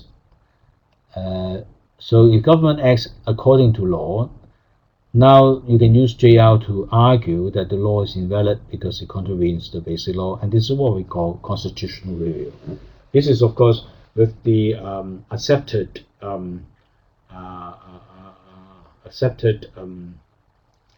diction, accepted terminology.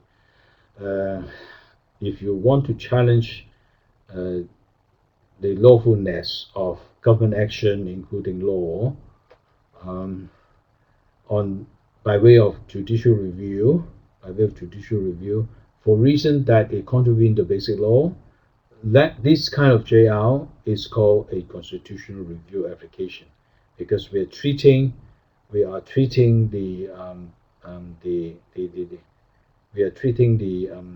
Basic Law as having constitutional effect. It's a constitutional instrument for Hong Kong. Yeah. Don't forget though, Basic Law, the true character of the Basic Law is but a piece of basic law. This Basic Law is small b and small c, made by what? The Basic Law made by the National People's Congress, right? And it enjoys the status of law it enjoys a status over and above other laws made by Hong Kong LegCo or inherited from before 1997. often quoted examples, there are quite many. One is the Public Order Ordinance, which allows police to restrict street protests. And in the case of Leung Kok Hong against Hong Kong SAR in year 2005, the court accepted the challenge made by Leung Kok Hong and held that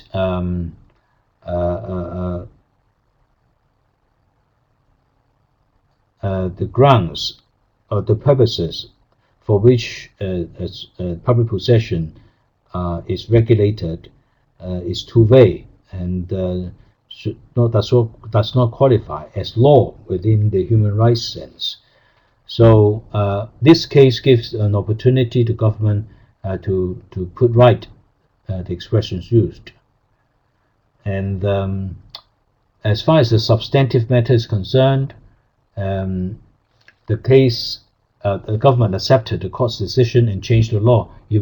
The change of law was to remove the ambiguous term, which is called ordre public, a French expression.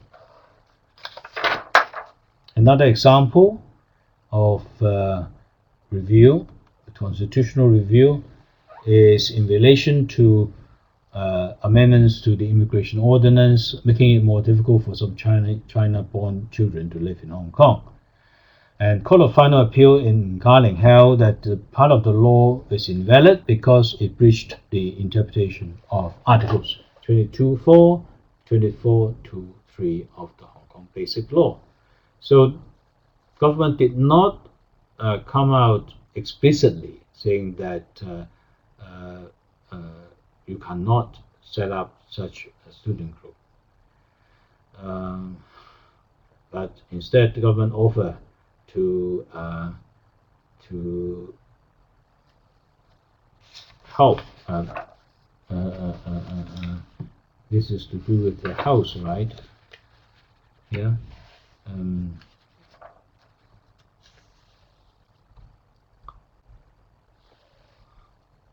And of course, you will remember the initial decision given by CFA had drawn a lot of concern raised in Beijing.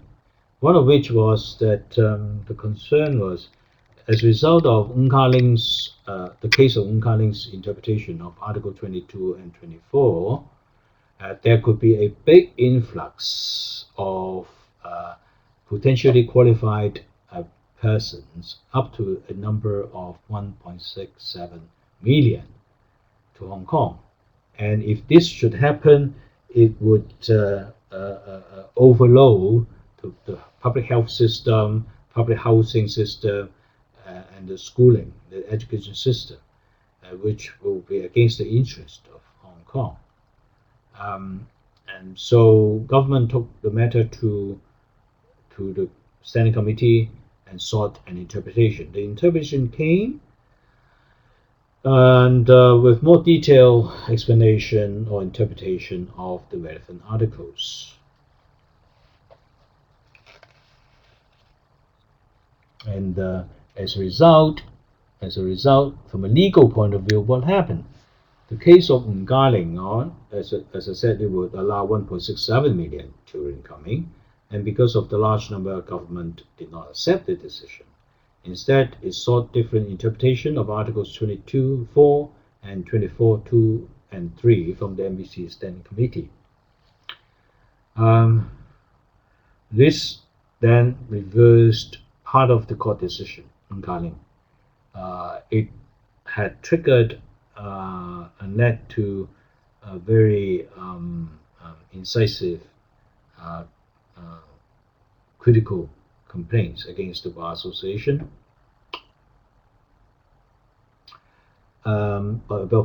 Against the Court of Final Appeal, because Court of Final Appeal said in the second slide following, that they undoubtedly have the jurisdiction to examine whether legislation enacted by the legislature of the region or acts of the executive authority of the region are consistent with the basic law.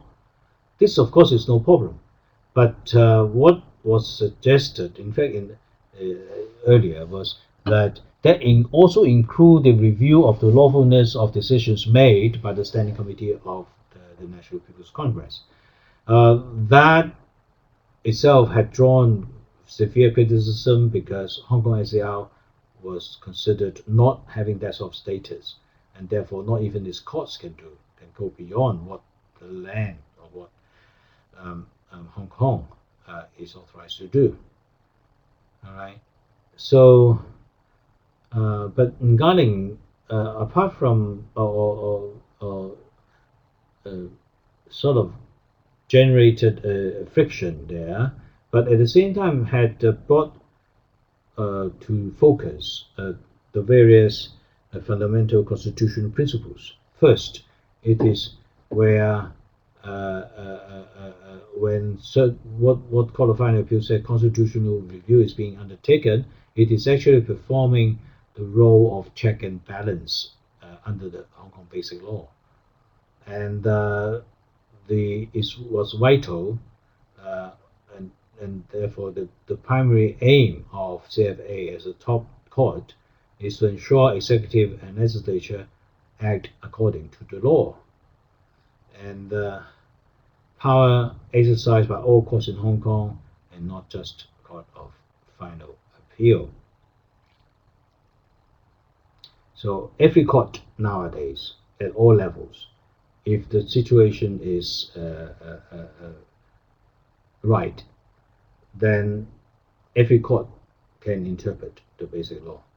Of course, you need a mechanism to centralize all these interpretations in order for us to be able to be consistent.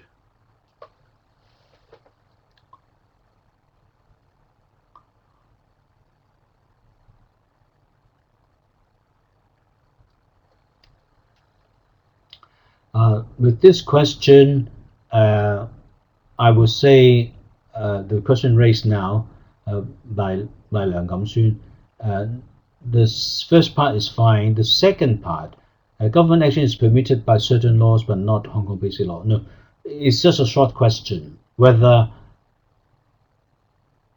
the action under complaint or the law under complaint contravenes the Basic Law. And the legal basis is Article 11 of the Basic Law in relation if it was legislation being challenged.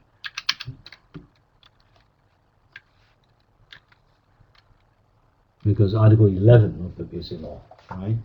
And you know Article 11 of the Basic Law provides that no law can contravene the Basic Law. This is a very straightforward. No law enacted by the legislature of Hong Kong SAR shall contravene this law. Right?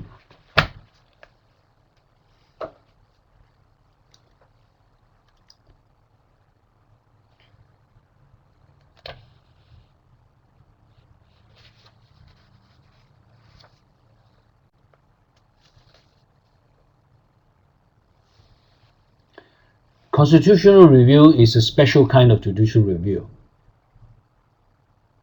Judicial is an evolution. It sort of developed into it.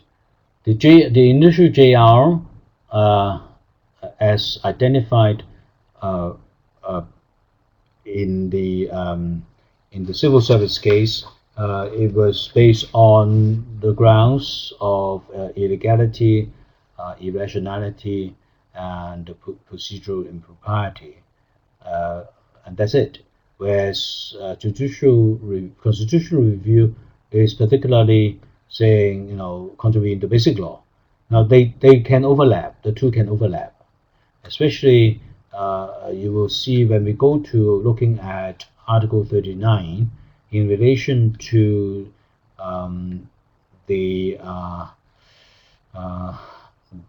the restrictions imposed on citizens exercising fundamental rights and other rights, whether they may survive challenges made under the Article 39 ICCPR right, which is International Covenant on Civil and Political Rights.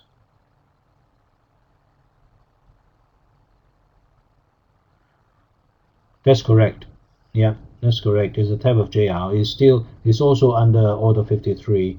Same provisions, same in the ordinance, and also the rules of High Court.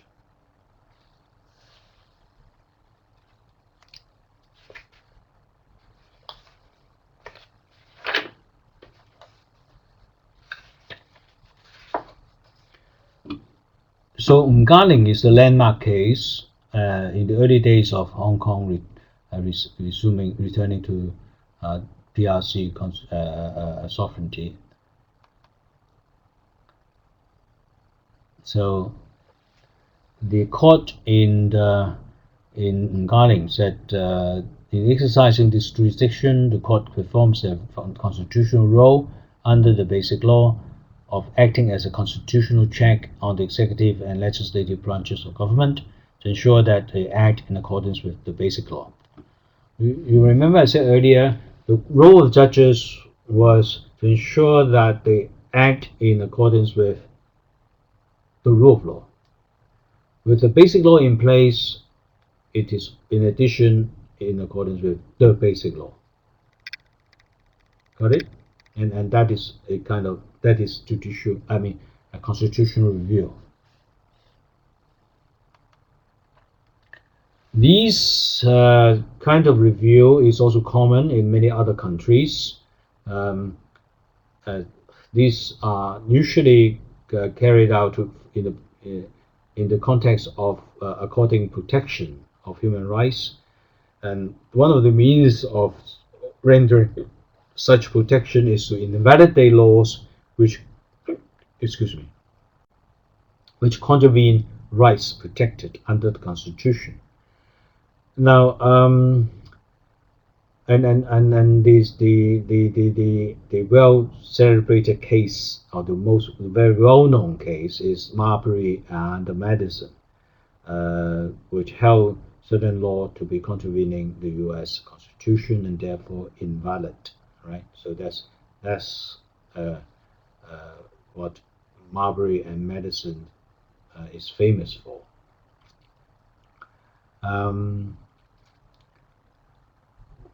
Whether Hong Kong courts,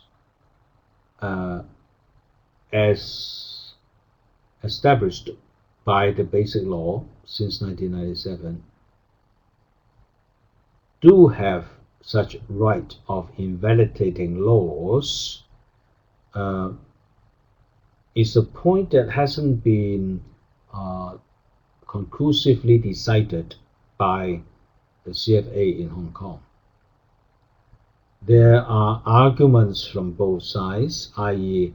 argument about the court's power and jurisdiction to validate or invalidate law for that matter. Yeah. So some had argued that yes, they can declare, make declaration about the validity of certain laws, but they can't go on declaring, ordering that these laws are invalid, because under the Basic Law there can only be one legislature and not others. And CE, if given power to make law, is making law in a delegated capacity. Right.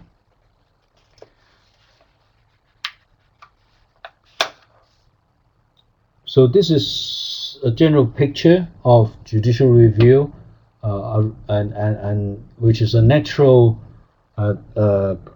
development in our studying of the system after we learn what the role of the courts is in the Basic Law.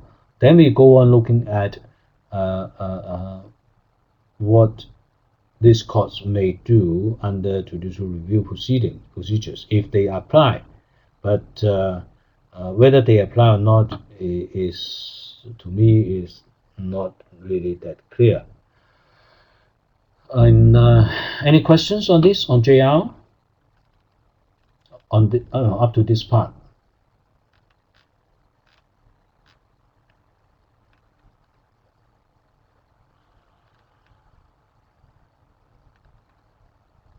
Right, this is a general picture, and maybe appropriate time just two slides to show that whereas Hong Kong is part of China, it has a different legal system, and in the case of China, is there or is there not constitutional review? The answer is very short. No such power. The power lies with the Standing Committee of the National People's Congress. And generally the courts in this regard are less powerful on the mainland, and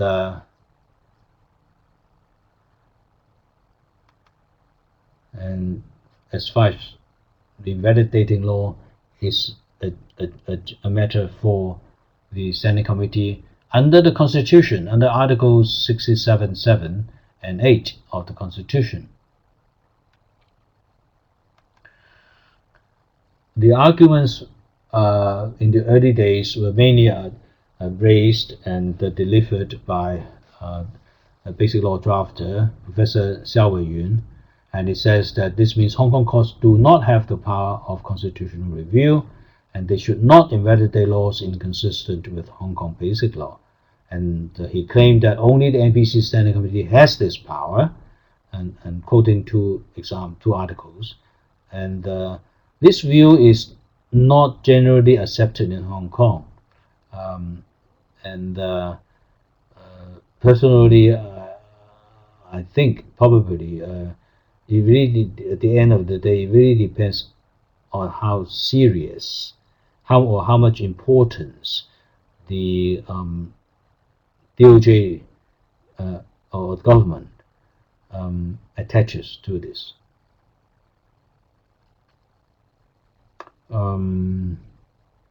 So far, you may describe this as undecided. Yeah.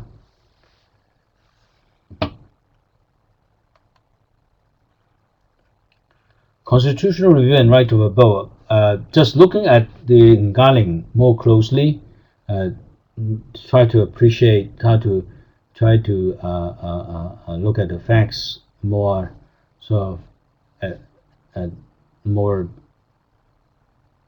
try to look at the facts in greater detail.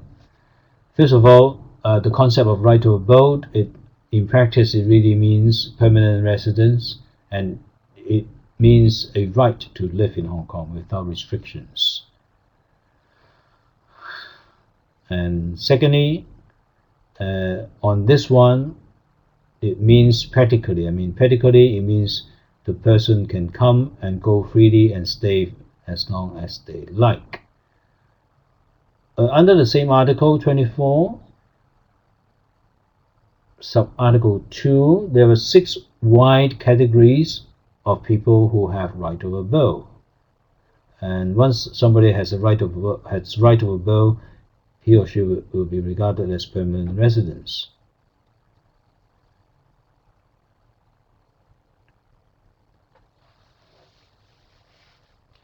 But these categories may be much narrower by the Immigration Ordinance, right? At least that was the argument in Ngarling, and about children born to parents who are not Hong Kong permanent residents at the time of birth. Ngarling held that it doesn't. It is once it is born, a child is born, then if not in Hong Kong, the child may become PR after the parent have become Hong Kong residents. These are the wording. Chinese citizen born in Hong Kong before or after the establishment of Hong Kong SAR. So this doesn't really look at the parentage, but simply the ethnic, whether it's ethnically Chinese under the China law, nationality law, and as long as this person was born in Hong Kong, then everything he will get. As others will be who gain their citizenship through ordinarily residing or not for 7 years, then he'll get it. Person of Chinese nationality born outside Hong Kong of those in Cat 1 and 2. So Cat 1, parents with children born in Hong Kong, 2 with children born not in Hong Kong. Yeah. So Chinese citizens who have ordinarily resided in Hong Kong, these are 7-year people.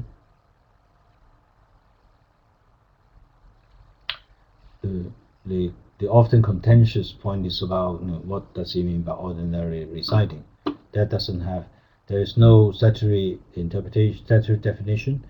You really have to argue each time separately.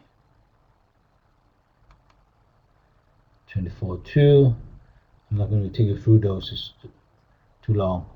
And what I wanted you to appreciate is that the Immigration Ordinance has actually put into effect what was decided by the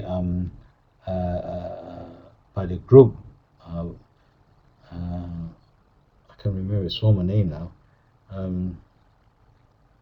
The Preparatory Committee for the establishment of the Hong Kong SAR. They did express some opinion on how these should be categorized, should be interpreted, and indeed expressed very clearly that entering into Hong Kong should be under control, strict control, under control of the Hong Kong government.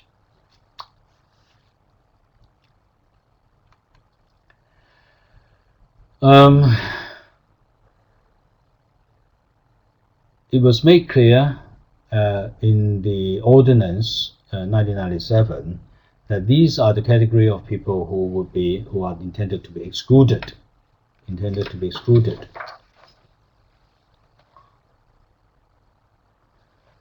Chinese children born in Hong Kong to parents with no right to live in Hong Kong.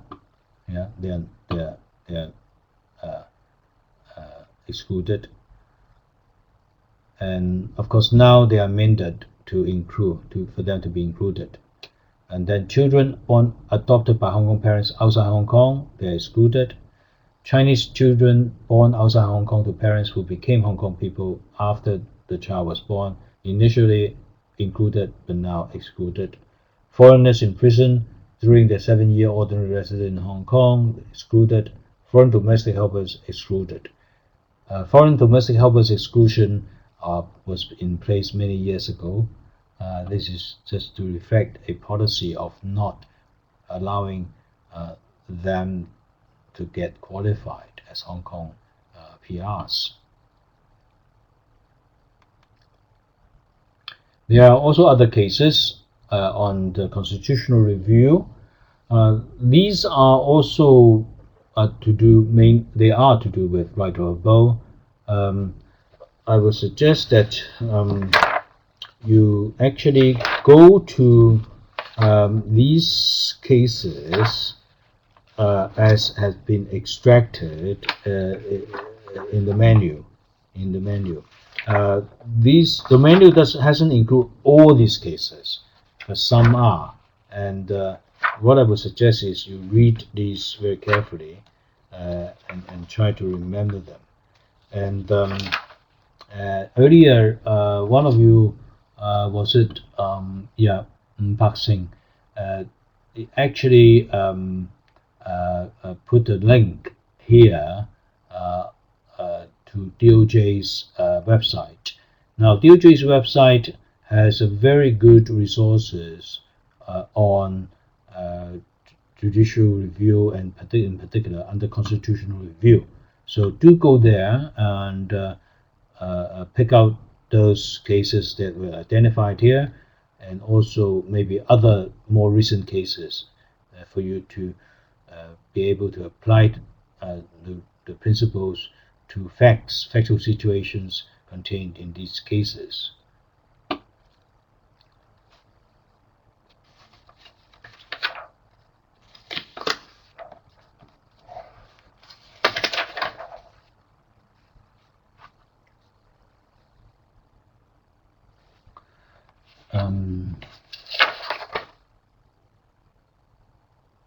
That's correct.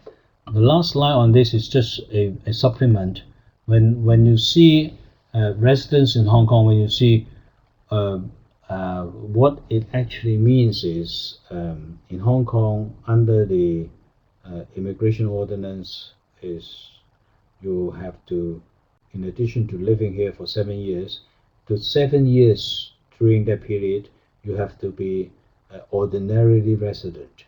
And by such requirement, it excludes any person who is in prison, who is under detention, or who is working in Hong Kong on a work visa as a foreign domestic helper, is a refugee, a diplomat, or Chinese soldier, right? And if in relation to a non-Chinese, then that person must also take Hong Kong as the only place of permanent residence. So if one wanted to become a citizen, a permanent resident of Hong Kong, the general requirement is to live in Hong Kong for 7 years as an ordinary resident. But some are excluded by category. If you fall within that particular category, then you will be excluded. You will be excluded.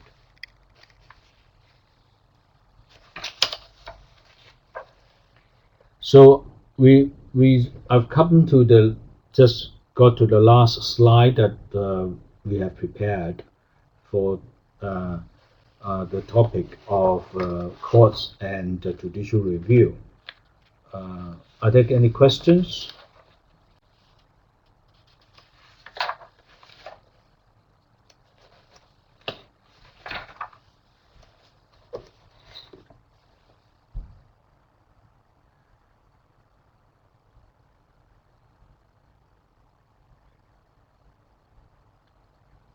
We are going to look at Article 39.2 when we get to Chapter 8.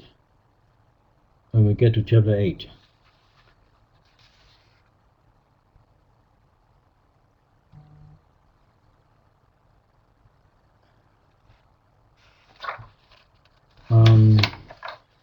What I might do is to rearrange the sequence so that we will start on Chapter 8. We'll start on Chapter 8 next time. We'll start on human rights next time, and leave Chapter 7 at the tail end. Shall we? I think I'll do that, so that you may find it easier. And in fact, you may find it useful and easier, and start working on or start reading for the assignment. Shall we? So for next time, we can move on to Chapter 8, and for Chapter 8, let's see, I'll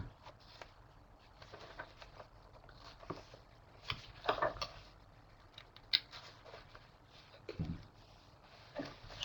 Alright, I can okay, with the time remaining, I can do a bit of a brief introduction at the moment. I can do a brief introduction.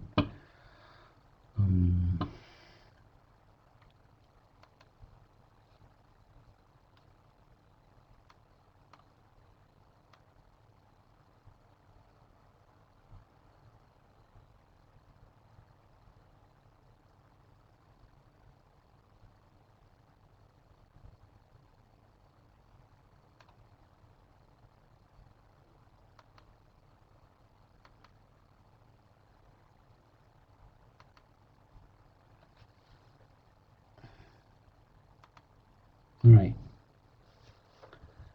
Yep. I'm just doing a brief introduction of Chapter 8, and that is the chapter on human rights.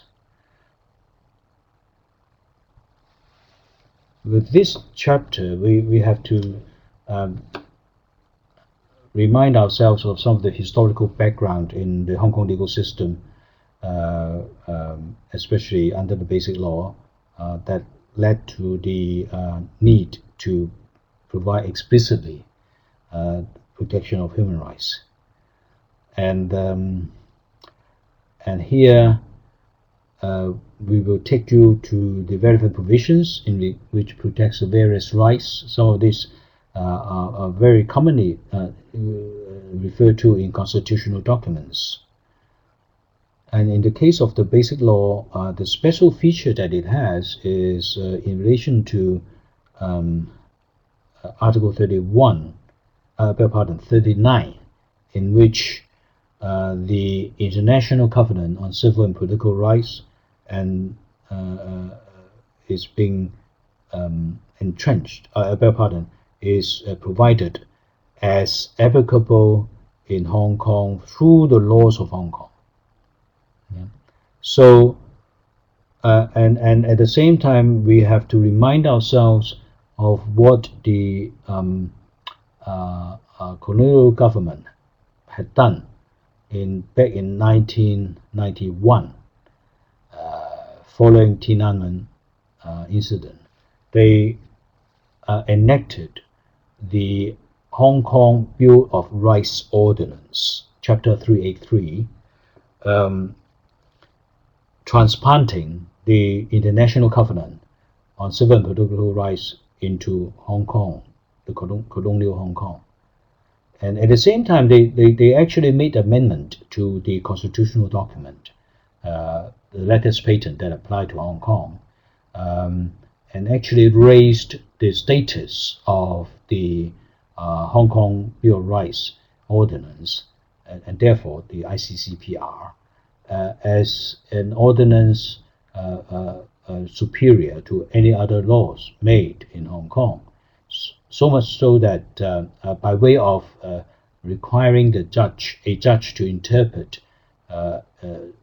ordinances of other ordinances to the extent possible consistent with the human rights provisions in the Hong Kong Bill of Rights Ordinance. So that is the historical background, and then, of course, the one other concept is that whatever we say about human rights, whatever we say about fundamental rights, whatever we say about absolute rights, rights are actually classified into different categories, and some of which are so fundamental, so basic, that you cannot abrogate, you cannot restrict. Right to life, for example, you can't. However, other rights, such as right of freedom of expression, right of assembly, freedom of movement, freedom of association, and so on, as you can see on the picture here, on the diagram here, these may be restricted, but only if the restriction meet certain criteria, or only if the restrictions do not fall foul of certain requirements, right? And this is where what we had learned in the studying judicial review becomes relevant. Actually, it is so often through a JR application, judicial review, that a certain law is identified for judicial review, and the courts may declare this law to be contravene Article 39 of the Basic Law, and therefore Article 11 of the Basic Law, and therefore not giving effect to it. So that is how, there's a quick review and introduction to Chapter 8. And our focus, therefore, and only for the purpose of the exam, of the assignment, you will see that you will be focusing on Article 39, how Article 39, in the context of what I said earlier, with that as background, had been interpreted and applied by the courts of Hong Kong in the protection of human rights. We are going to get there next time when we meet, to identify a couple of cases for illustration of how human rights are protected through a proper interpretation of Article 39 and two different factual scenarios. All right, so there's a quick synopsis of Chapter 8. Any questions arising from what I just introduced?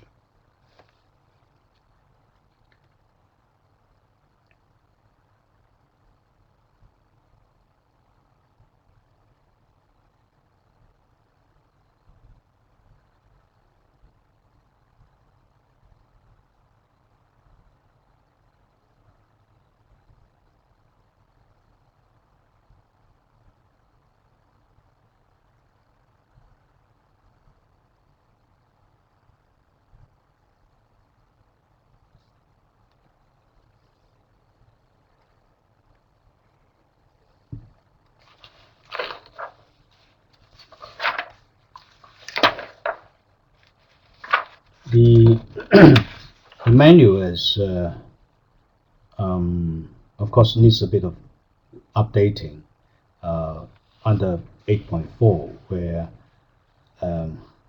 reference was made for explanation of Article 23, and against that we gave it the title National Security Legislation, and of course, as of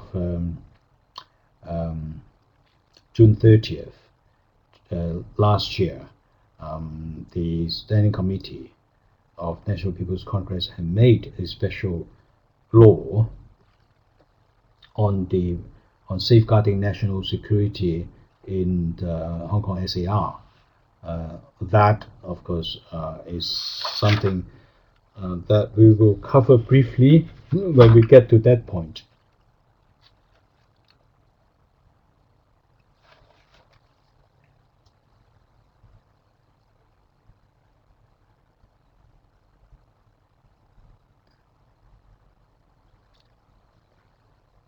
We will have actually 3 more lessons, 3 more regular lessons coming, January 7th and 12th and 14th.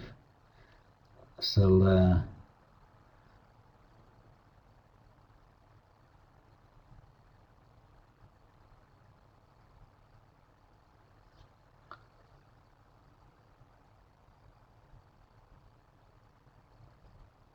Zhang Honman, yeah, you're typing. I was going to ask if you might have any additional questions. I know you're doing for the class, not yourself. But,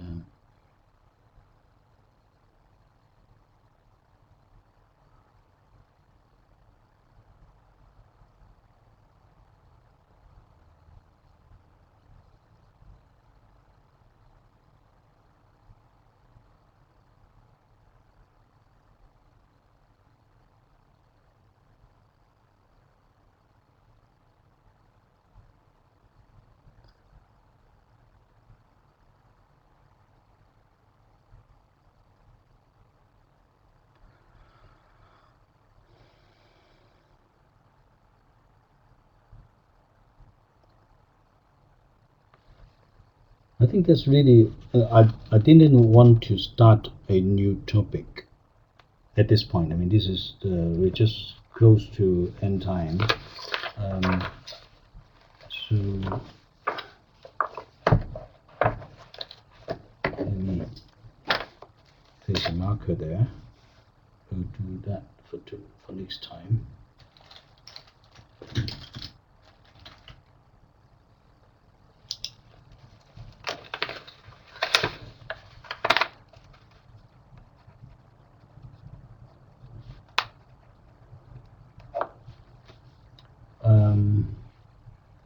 There is a slight chance. I'm looking at my diary that just in case I might have to change um, January the 12th. I may have to move it back a little bit. So please watch out for any notice, right? So there might not be a lesson on the January 12th, next Tuesday, right? So we may have to do it a makeup class sometime after January 14th, right? So this is what I wanted to alert you.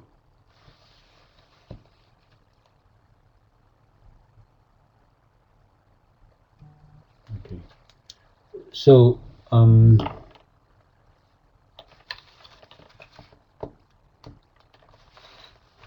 so thank you for your attention. We'll meet again Thursday.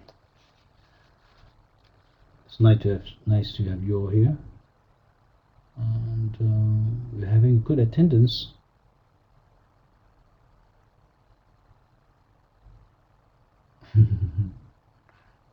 All right. Let's see what we can do. I saw the question. I saw the request. Let's see what we can do. Thank you. So thank you. Good night.